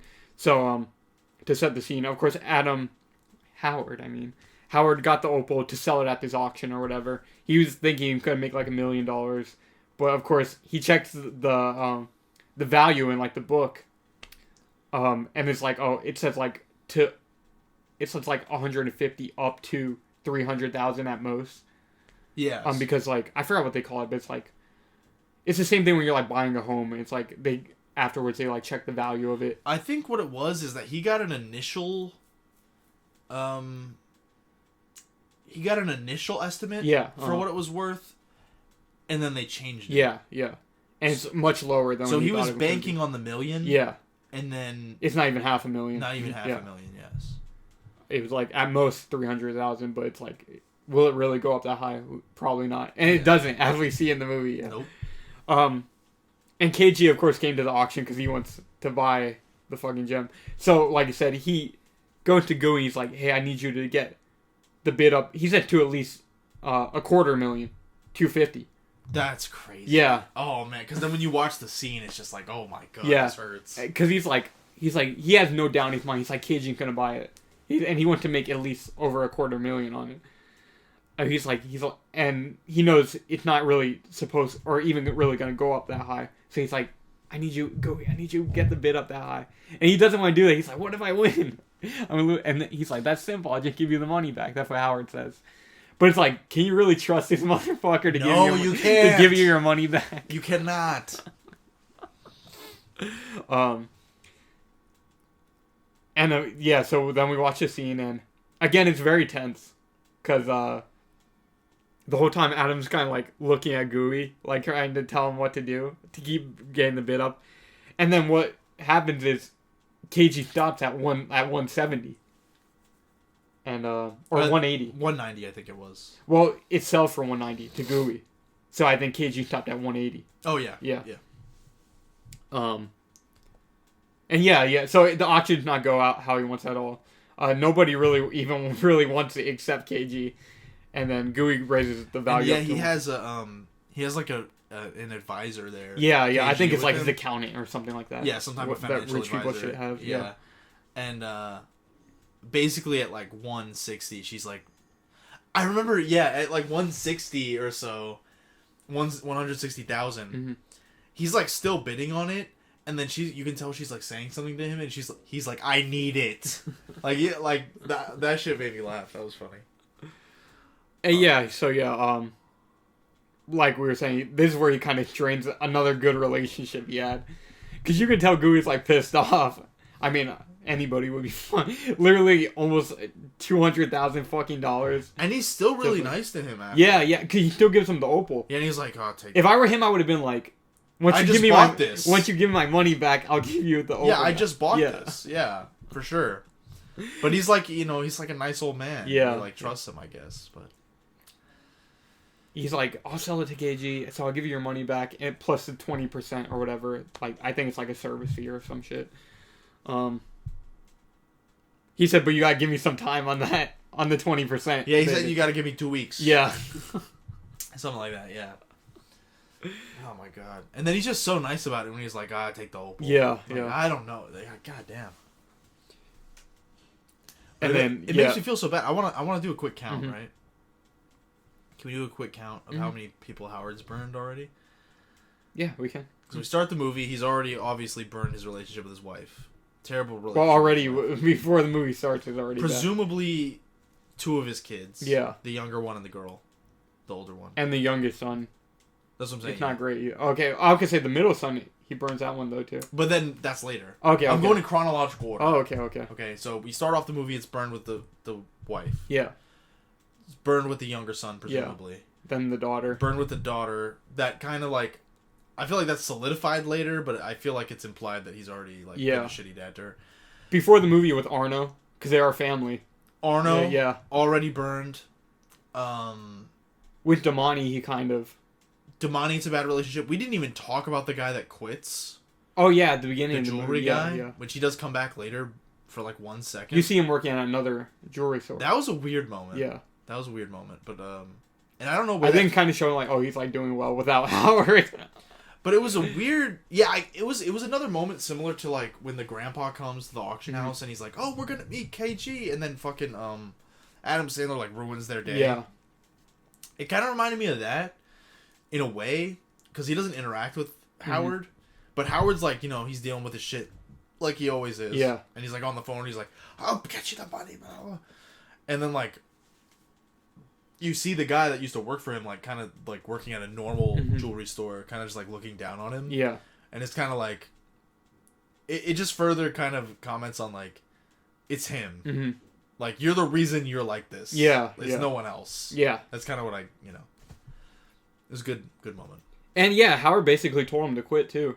Yeah, he did. He's like, oh yeah, get the fuck out of here. No, he wasn't even listening to him. Yeah. Which was fucking hilarious. But I mean, it's fucked up, but it's so funny. Because he was like, it was when Adam Sandler's character, Howard, first gets the opal.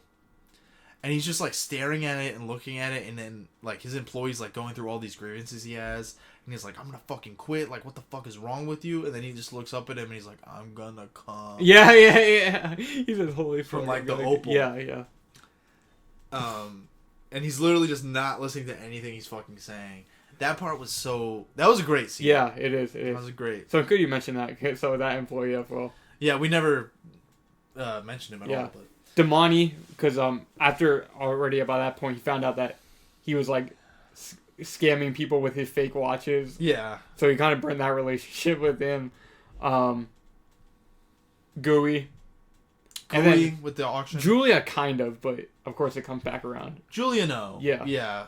I feel like the like kind of like the disagreement they have is like that's removed from Howard being a shitty person. Yeah. Kind of. Even though maybe he doesn't handle it in the best way, but it's removed from him being like a terrible like liar, scammer, and. Well, I think more so had to do with him being a hypocrite. Yeah. Yeah.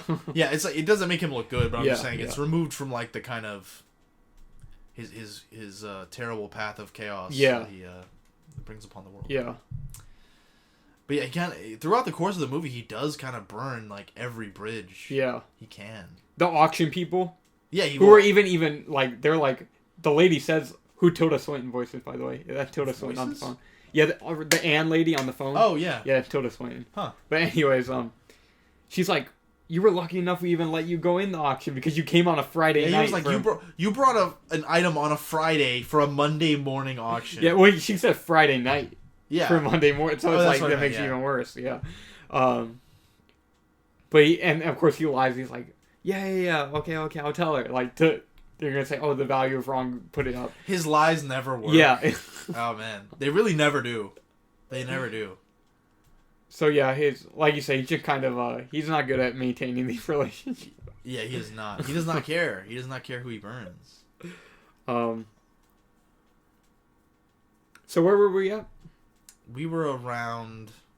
So we just got done talking about the auction. Oh, yeah. So he gets the opal back, and of course, he calls KG to come buy it from him. Oh, wait, first. Mm-hmm.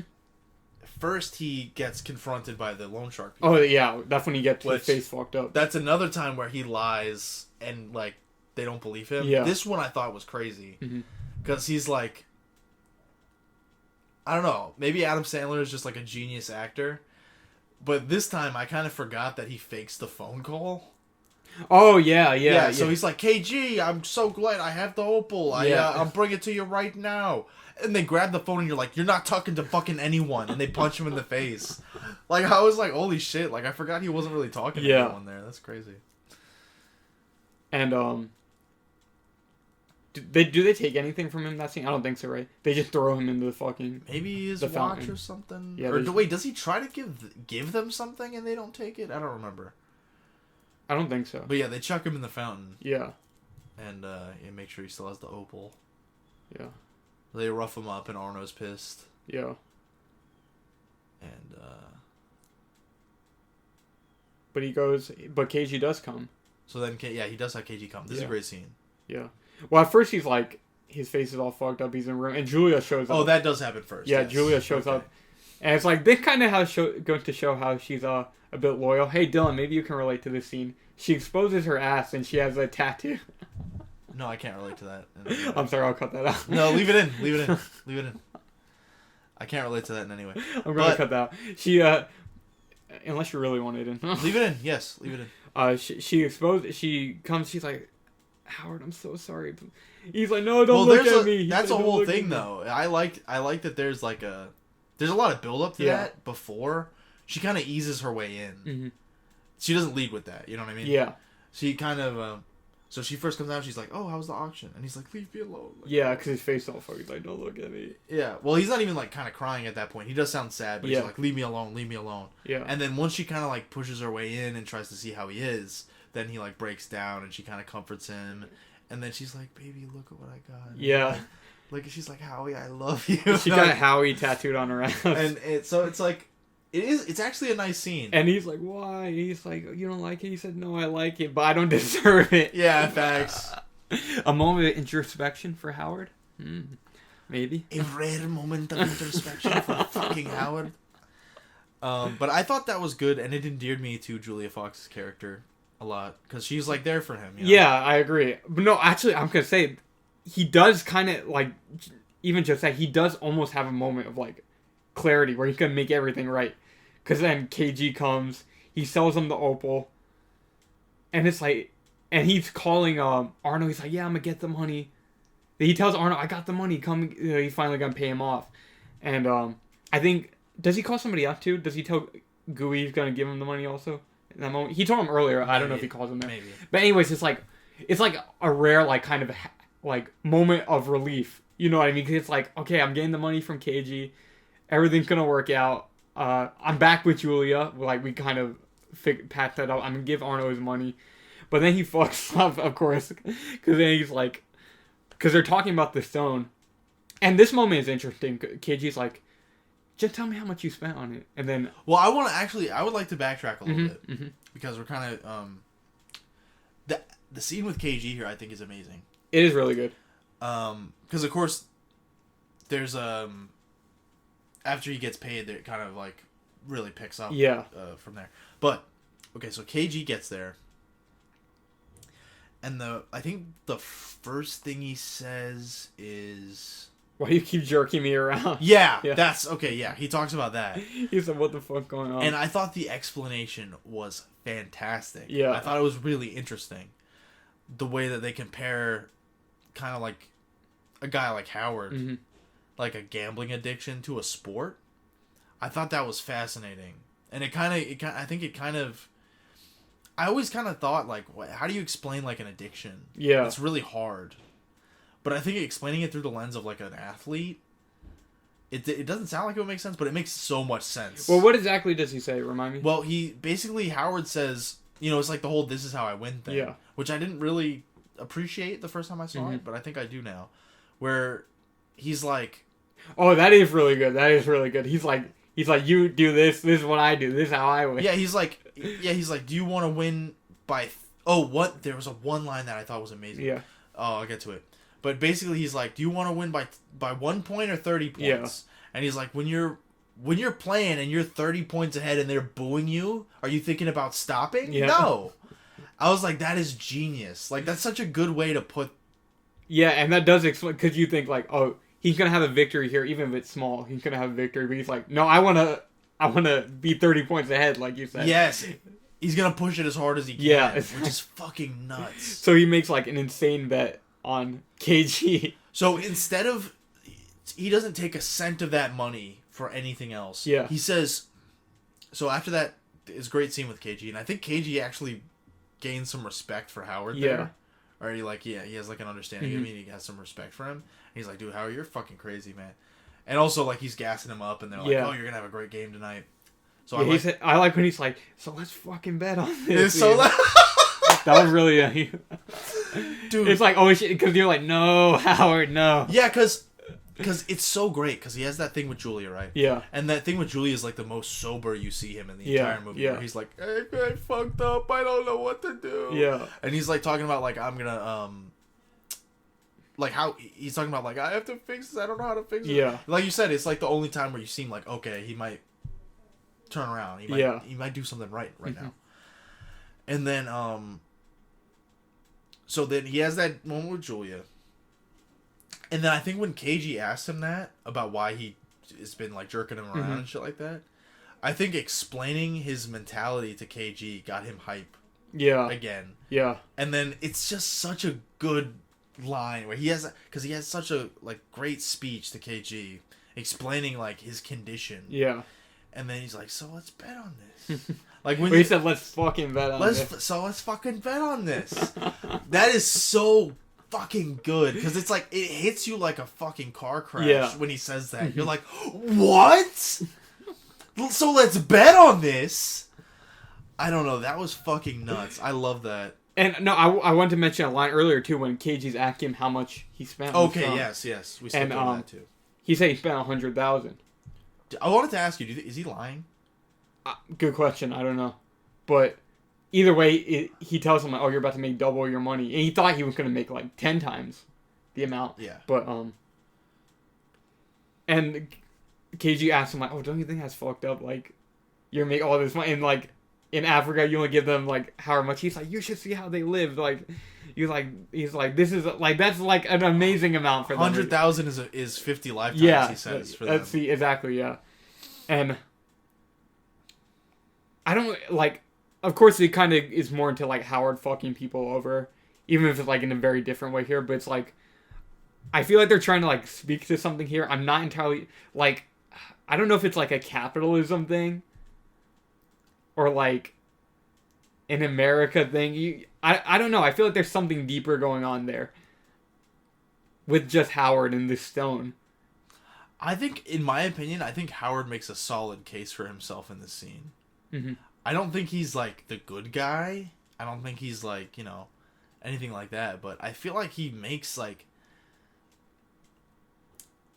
the whole comparison makes me,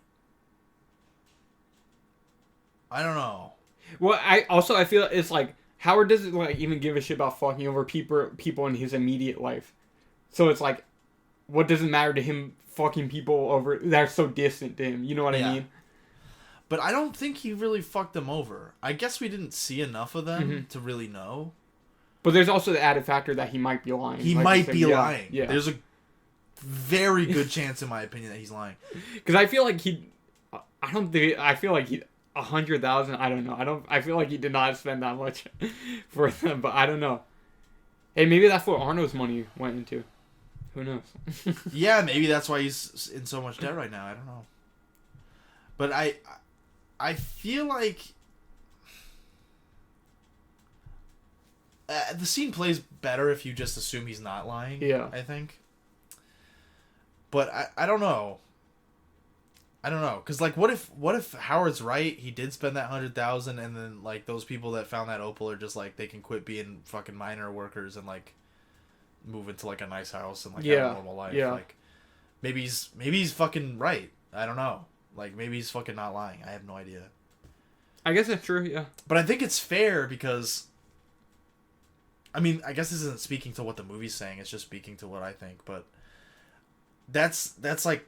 Just how life is. Like, you provide a service that someone, or you provide a good or service that someone turns into something more valuable. Yeah. Like that just happens. Like, it's just is what it is. I don't know.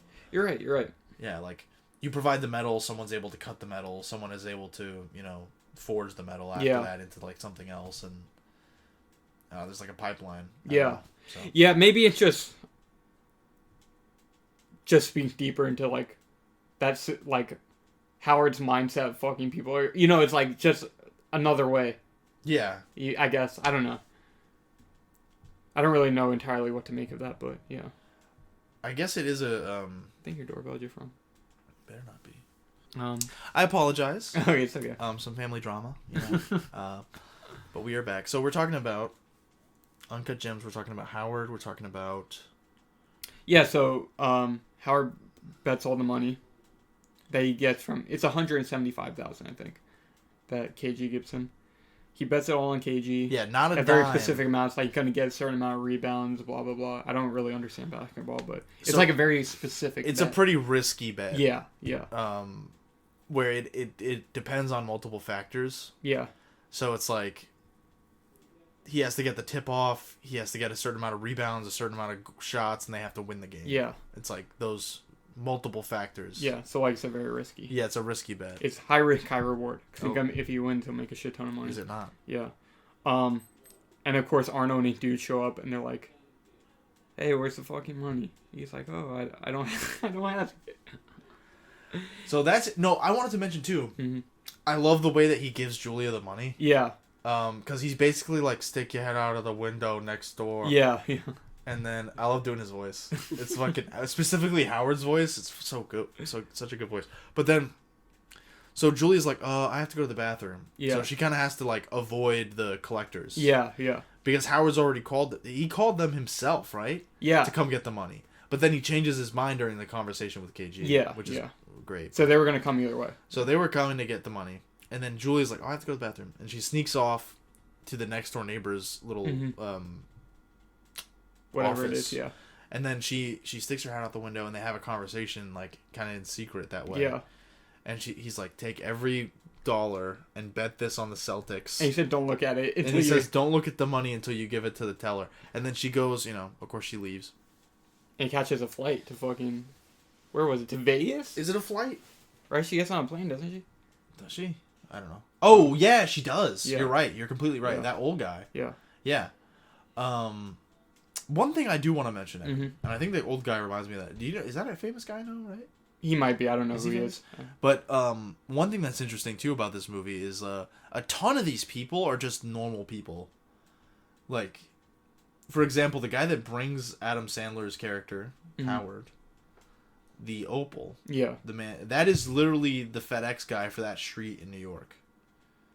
Oh, really? Like, that's not an actor. That's just the guy that literally is the FedEx guy on that block. Well, that's another Safety Brother thing they use, like, especially in their older movies, they have, like, a lot of non-actors. It can be, I think in this movie in particular, it's a little distracting, because you have Adam Sandler, and then, like, a normal guy. Yeah. So it's occasionally distracting, but I think it really works for the most part. Yeah. Yeah. Especially, like, I think those pawn shop guys are real guys. Mm-hmm. Maybe? That makes sense. I think they are. And we probably won't backtrack to this, but there's that one part where he gets the ring back. Mm-hmm. He gets KG's ring, and I actually really like that scene too, where he's like, you know what, you can take my other ring. Yeah. I'll give you that one. And he's like, you had that ring forever. Like, are you okay, Bubby? And I was like, damn, like that hurts. I don't know, that scene hurts. He needed to get because he clearly has like some type of relationship with those guys, with the pawn shop guys. And they were they were concerned enough to, like, you'd think if they didn't, they could just not care about him, like take his money, take his shit whenever he needs the money and whatever. But like he asks, like, you're doing some weird stuff right now with this stuff. Yeah. Like, are you okay? Like they care enough to not just take his money and fuck off. You know, I don't know. I like that scene a lot. I agree. It shows he hasn't established. And he kind of burns them too. Yeah. But I guess he makes them enough profit at times that like he's worth the trouble. Yeah. But he kind of burns them whenever he wants as well. Well, yeah, one of them does mention like, yeah, we didn't see you for 9 months after we gave you like a certain amount of money. He's like, you said like you get this back to us like 9 months ago, and we didn't. So it's like he disappeared after or whatever. So it's like, yeah, of course, that's just how Howard is. Classic Howard. But yeah, he gives Julia the money. She goes, and then I forgot how he gets them. Like, oh yeah, they're like, yeah, go out, like let us out. We're gonna go find Julia, right? I think that's what happens. Well, they know where she is because like they see her GPS printout or something. GPS printout. Yeah. Well, no, they knew she left the store, and then they were gonna go find her. But there's another guy outside who like is following her, right? I don't remember exactly how they find her. Well, there is a I remember thinking it was very weird, but they look at the computer screen and they see where her iPhone is or whatever. Oh, was it something like that? Or like where she's going. I know, yeah. But they also like they're like, oh, she didn't. Oh yeah, because they're like, where's the fucking money? Yeah. And then they're like, did that bitch come back? Yeah. And they're like, no. So they knew she took it. And then Yeah. they see some Google Maps printout or some shit. Yeah. Like where they're like, it shows where she went. So that was weird, but I guess you have to do something. Yeah. This is really good. The way that Julia, also in the same way that KG's story feels like a different movie in the background, this feels like a different movie in the sense of like, this is like, oh, like the perfect little heist pull off, you know? She evades the collectors. She has a clever way of kind of like the weird old guy she flew in with. Yeah. You know, she winds up being able to, you know, use his apartment as like a little hideaway, yeah. And it's like a clever little payoff. He's the one. It's like a hotel. It's like his suite. He has like the nice suite at the top. Yeah, he has like, it's like a casino hotel with yeah. like a he has like the nicest one. Yeah. Not unlike the one we went to at the Bellagio with Andy Signor. Oh well, I wouldn't know anything about that. My goodness. I don't know if I've ever told that story on RNS, but maybe we can get into that. That's a story for the episode where we have Andy Signor on. We can tell that story another day. But yeah, there's also that Julia scene. Well, it's not one scene, but that whole portion. Yeah. Has that element of similar, like I was saying about KG, where. But this one has like a slightly different tinge to it because it affects Howard even more directly, or like parallels Howard even more directly.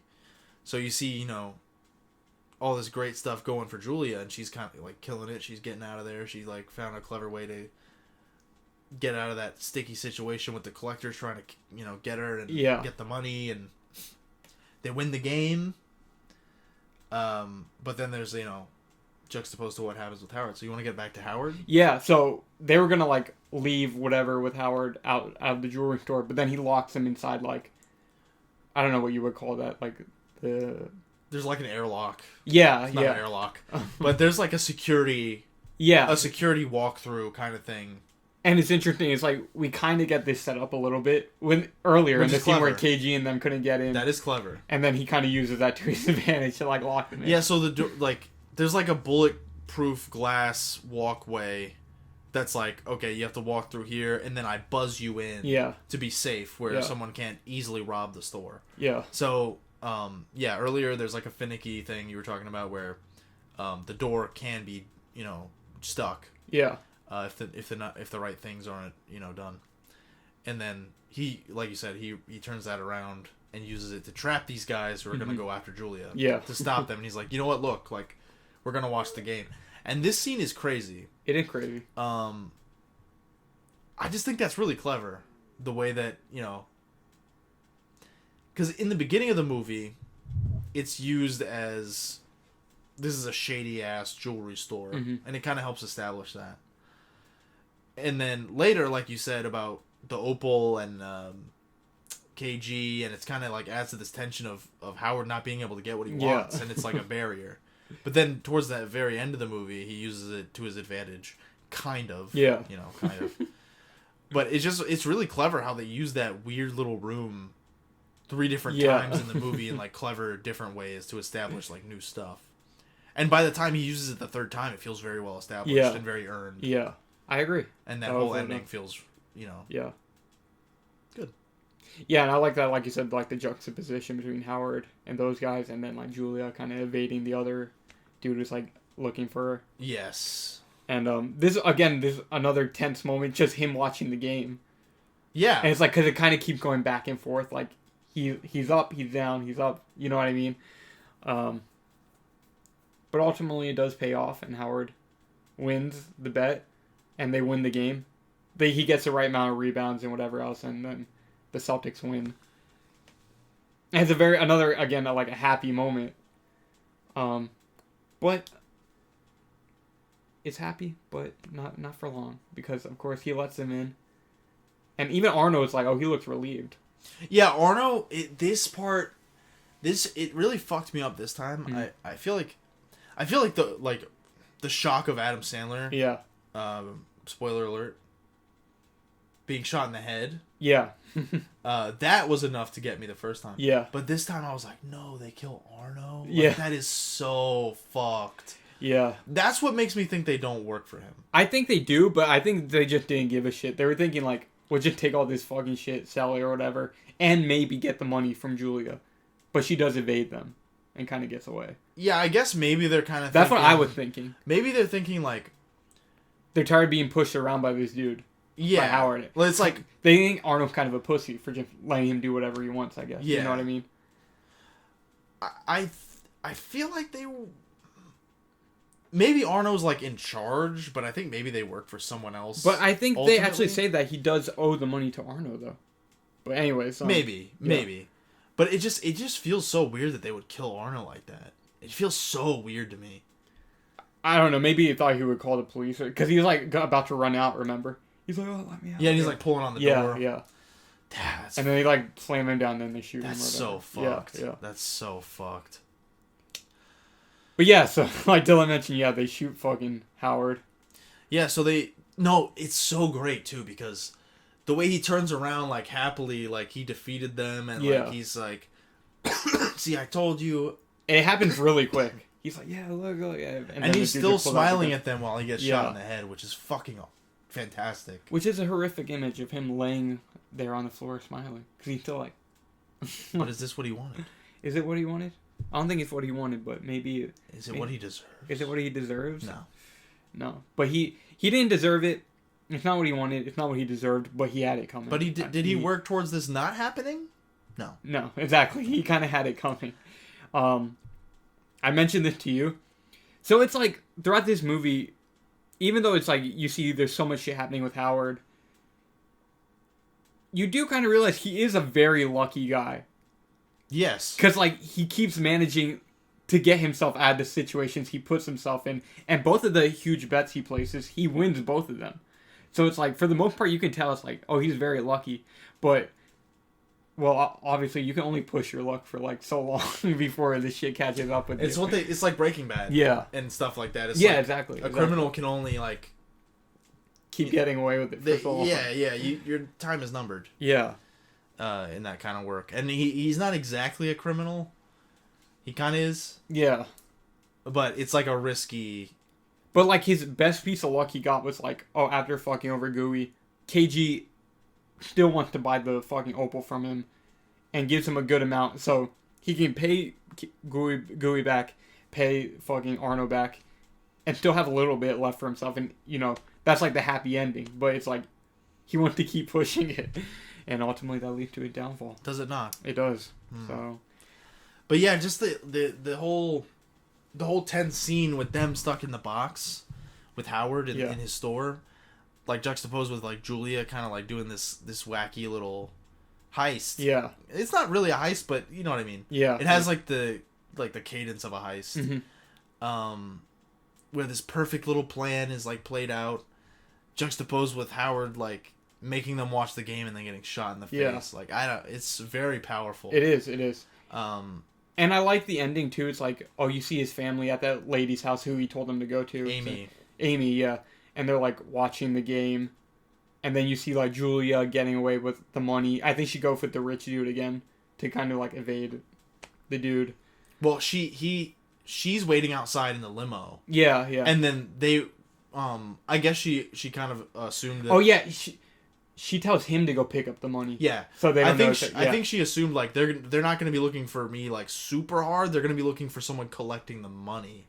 Well, they're going to be looking for me collecting the money. Exactly. So she tells him to like. So she probably like put her hood up, walked outside. Yeah.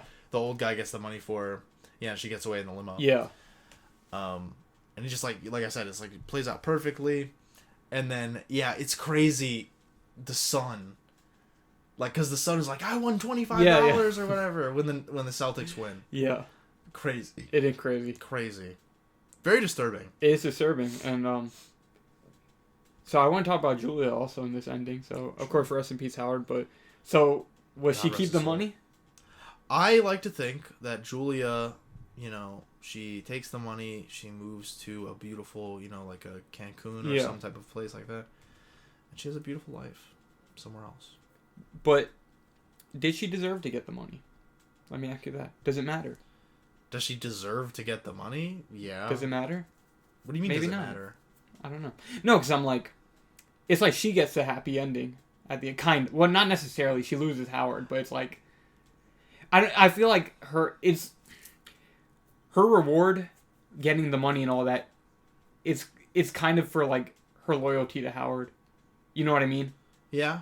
Because like by the end of the movie, she's still kind of the only one by his side. Yeah. So, I mean, it is. I mean, well, we don't really know what happens. It's like, should his family get the money? I don't know, but no, they shouldn't. I'm not kidding, because well, they're well off, anyways. Well, you can tell they're all. The idea was that me and Julia, this is our money. Yeah. Like we're gonna bet this all, and then she's like, "Oh, did we win?" And he's like, "Yeah, we won." Yeah. It was their bet. It was not the mom's bet. Yeah. Fuck them kids, bro.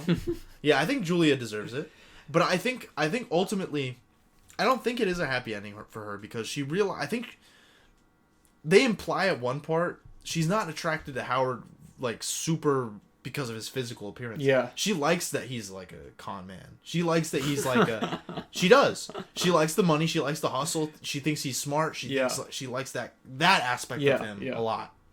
So the fact that she kind of has to learn this lesson that like maybe he was kind of clever or was kind of what could persevere. I don't know how to say that in the other tense, but you get the idea. Mm-hmm. The fact that that's what she liked most about him, and then that's what blew up in his face. Yeah, I think it's gonna taint that money for her. I don't think she. Yeah, you have. I don't think she's gonna be happy about the money. You have a point. Yeah. Yeah. So maybe it's an unhappy ending for everyone. I think so. Yeah. And I do like that you kind of don't get anyone's reaction to Howard's death. I like that it ends there.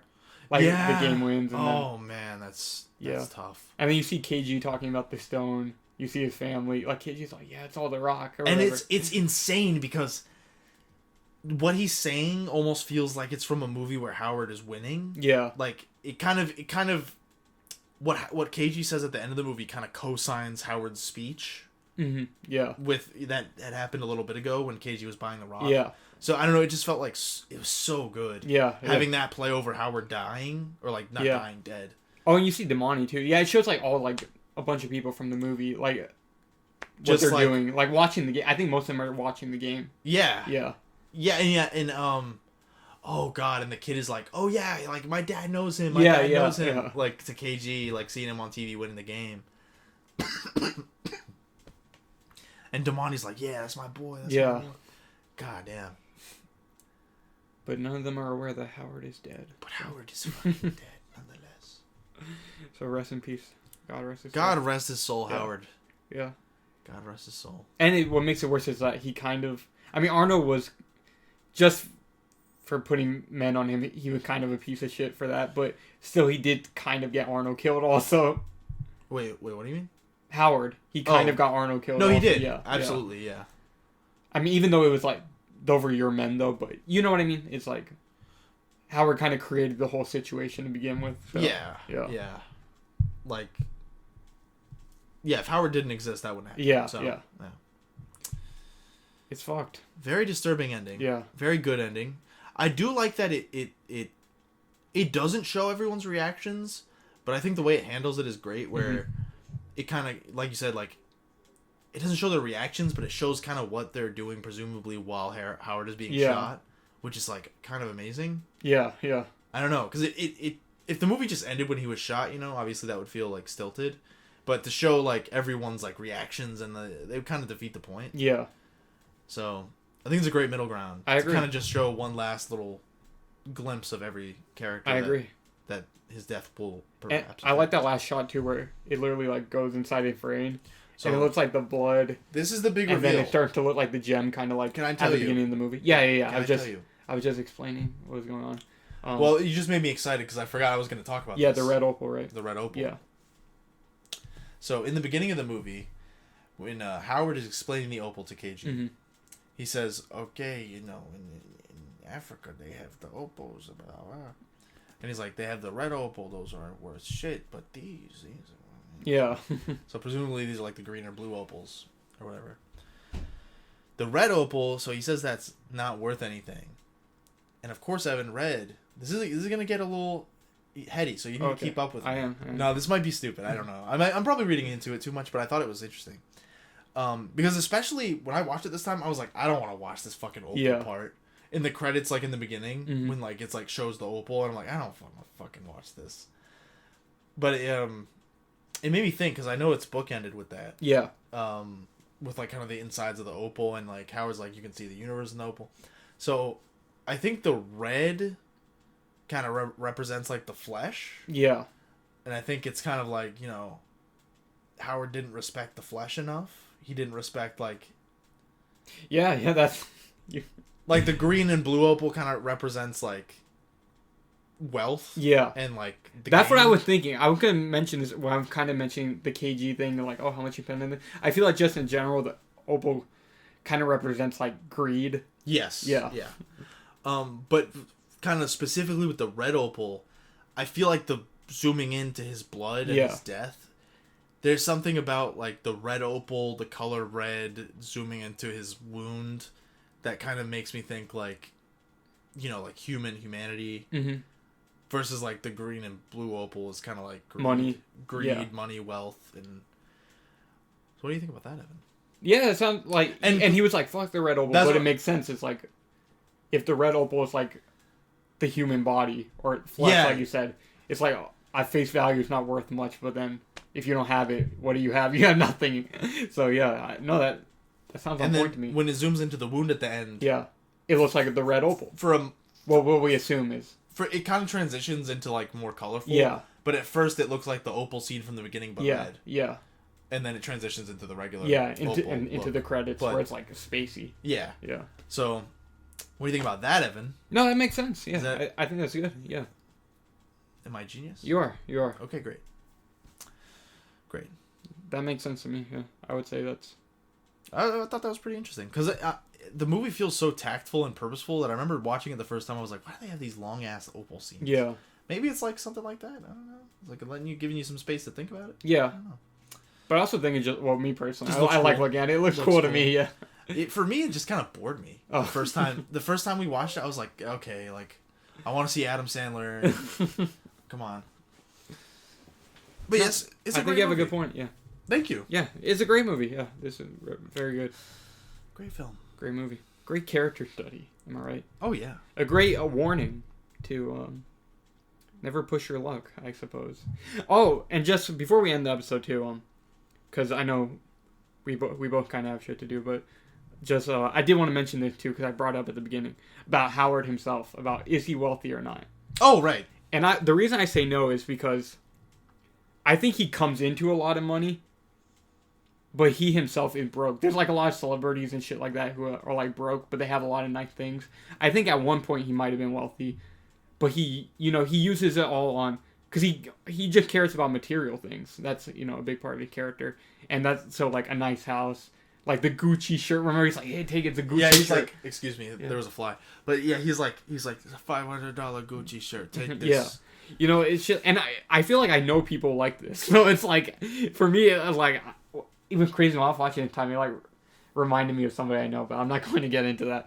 But it's like, they have a lot of nice material things, but they always have no money. It's because they're always, and for him, it's like the gambling, the material things. And also, I think he also comes from wealth. So that, in that way, it keeps him afloat also. Like familial wealth. But I think he himself does not have very much money. Because otherwise, why would he not just pay off Arno in debt? I think, personally, can I give you my take on it? Yeah.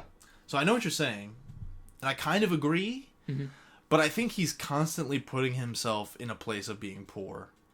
I think if he, like, changed his mentality... I agree, yes. I think if he changed his mentality, he'd be very rich. I agree. But what he likes to do, and I do this, I'm guilty of this, Evan, is you just live beyond your means, Personally, like, something I do, like, way too often. Let's say I find $100 on the street, and I'm like, oh, shit, I have $100. I think in my head, like, I spent that $100 twice already. You know what I mean? Yeah. Like, I'm already, like, in my head, I'm like, okay, well, I'm going to go here tomorrow, I'm going to buy this, I'm going to buy that. And then it's like, you just stretch that $100 to $200. That's exactly what I mean. So yeah. I think he is rich, but even though he's rich, he still lives beyond his means. Yeah. You know what I mean? That's basically what I'm getting at. So I think if he just, like, chilled out a little because bit... he does come into money a lot, as we see in the movie. It's just he doesn't and he lives so know how far to keep it. beyond his means that he even takes stuff that's not his, pawns it, shit like that. So, yeah, I think if he like, stopped doing that, he would be rich in, like, a month. Yeah. Like, well, we kind of get, like, a hint of that at the end. It's like... I mean, even though he's going to give most of it back for his debt, it's like, oh, he comes into this money with KG... And now he can, like, settle down. You know what I mean? Yeah. Pay off his debt and then just be normal. But he doesn't. He doesn't want to be. And they feel very real to me. I feel like there are many people like that. Yeah, I guess it is like an addiction. Some people enjoy being in that space of, like, scrounging. Yeah. Some people enjoy, like, even though you have, like, the Gucci down to the socks. Yeah. You still want to be in that place where it's like, okay, I have to... like, scam today. Exactly. Or, like, something bad's gonna happen, Some people like being in that, I guess. But yeah, I just wanted to get that thought off. And that's another reason that I think, in some fucked up, twisted fucking way, Evan, that he liked dying. Maybe. It brought an end to the cycle. It brought an end to the cycle, and he died at the ultimate high. You're right. You have a point. He died on the ultimate high. So I think him dying with the smile is very purposeful. It's like, it's almost like it's not even about the money. Yes! It's just like that I won big. Yeah. You know what I mean? It's like, I won. Like, and he won at the ultimate, like, let's say he didn't get killed there. Yeah. I don't know if this dude ever beats that high. No, I was actually going to say, like, if Howard won, like, well, and he won all that money, what was going to happen? He was just going to find another way to blow it. Yeah, he was going to blow it. Yeah, of course. So in a way, you're right. It's like he did die. He died at the perfect moment. Yeah, he died at the right time. He would have been like, Arnold, let me go pick up the money, and then he would have did something like, yes! I'll pay you back. I'll pay you back. Then he went to an Indian casino or something. So yeah, it's like, and that's why they killed him, because they knew he would do that. Yeah. So I don't know. It's like very full circle, but yeah, I think him dying with the smile is intentional. Yeah, I agree. Him dying with the smile is intentional. It's a great ending. Because I don't think if you told him, I don't think if you proved to him that if he did this, he would die, I don't think he would not do it. You know what I mean? Well, I think he would have, like, he's a betting man. He would have been like, I'll find a way. You know what I mean? Yeah.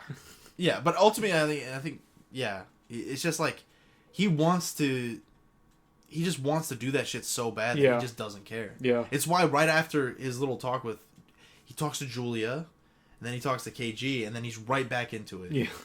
Immediately. It's like, dude, did you not listen to yourself? Yeah. Like a minute ago. God damn. It kind of reminded me of that scene in Barbarian, where he's like, maybe I can be a good person. You remember? I mean, it's very different, the context, but it reminded me of that. It's a different like flaw. Yeah. But it's the same thing. Yeah. Where it's like someone that kind of understands what's wrong with them. Yeah.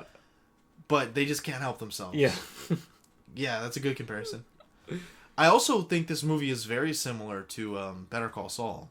Oh. I had not seen any of Better Call Saul when you first saw it prior to seeing this the first time, but I've seen it all now, and it's like they're kind of the same character.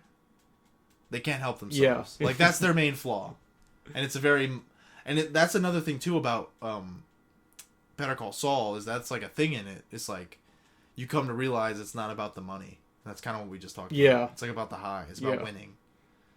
I haven't seen Better Call Saul, but based off Breaking Bad, I can see the similarities kind of. Oh, yeah, probably already. Yeah. Yeah, because he's very, like, materialistic, and he views, like, he just wants to fuck people over and win. That's all he wants, and that's all, Howard wants as well. Very interesting characters. Ultimately, you should not live your life like that, because you end up with a bullet on the brain. I would not recommend it. I would not recommend it. I mean, you do get to fuck Julia Fox. So. Sometimes it's good to settle. Maybe it is. Because, if he had settled there, he still would have ended up with Julia. Yeah. So, yeah, he still had her back. Yeah. Howard, no.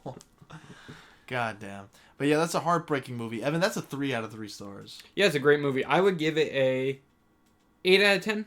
I would give it 8 out of 10. That's not high enough. Oh, I mean, it's a great movie. I'm not saying, like, I don't think there's anything wrong with it. It's like, it's a pretty flawless movie. It's just, like, personal. You know what I mean? Yeah. Like, I feel like it doesn't, like, I don't even know how to say it, like, a movie some things that draw me in more than Uncut Gems does. But it's a great movie. That's not me taking It's just, like, the subjective nature of exactly. movies. It's like, some things will just, like, reel you in a little extra. Exactly, yeah.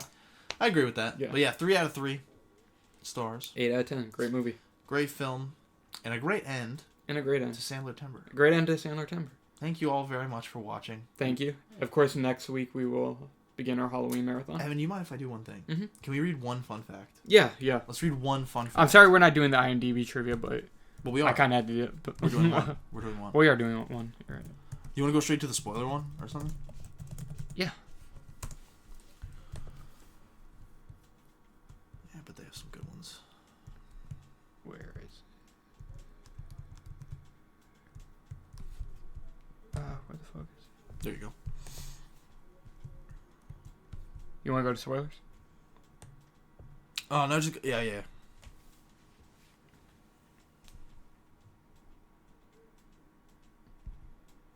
Oh.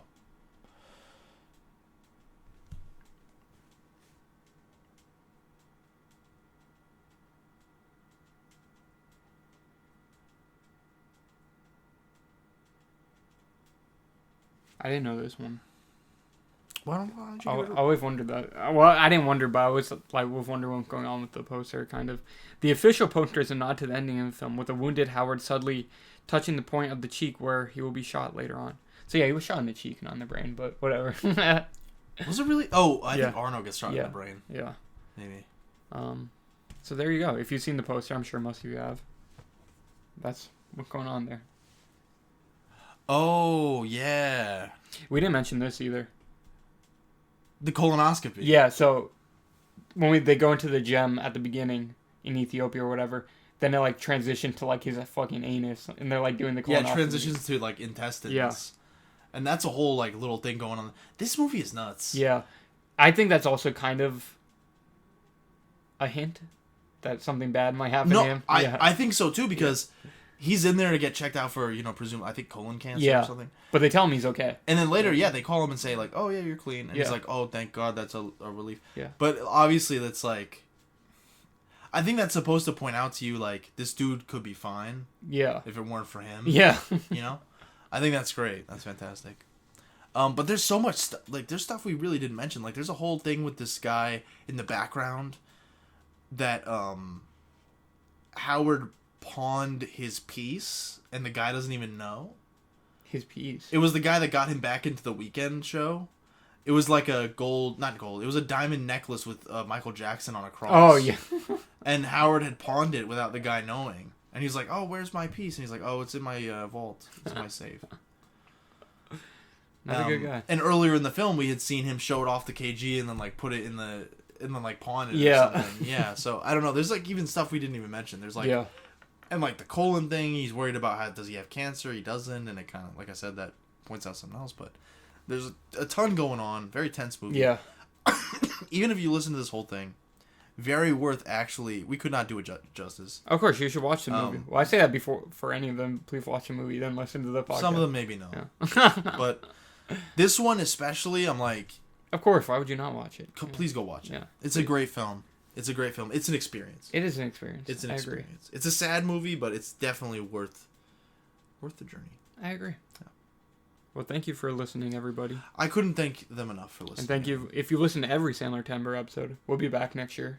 We will be. And please leave a comment of your ideal Sandler-Tember lineup, because like we said, we'll be specially curating for next year. So yeah, leave any suggestions. We have I think November we're gonna be free, but we have a marathon this month, September, Sandtember. Next month is horror movies, and then December I think we are doing Christmas movies, right? I thought we were only doing one. Are we doing all Christmas movies? Another marathon? Maybe we could fudge it. Oh, I don't know. We could fudge it somehow. We'll see. Like we could do Die Hard, Miracle on 34th Street, I thought we were doing 8 Crazy Nights. 8 Crazy Nights. Oh, so we are going to come back with more Sandler later. So don't say 8 Crazy Nights because we're doing it for Christmas. Oh, facts. Yeah. Facts. But yeah, we could fudge it. I don't know if because I couldn't stomach like 4 proper Christmas movies in a row. But like Die Hard, I don't know, it'd be kind of fun. That would be fun. Yeah, I haven't seen Die Hard in a long time. But anyways, thank you again very much for watching. I hope you enjoyed all the insight and research we did for this episode.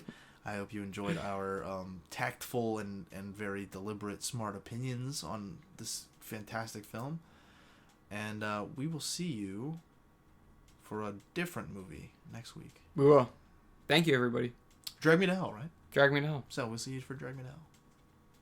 Goodbye.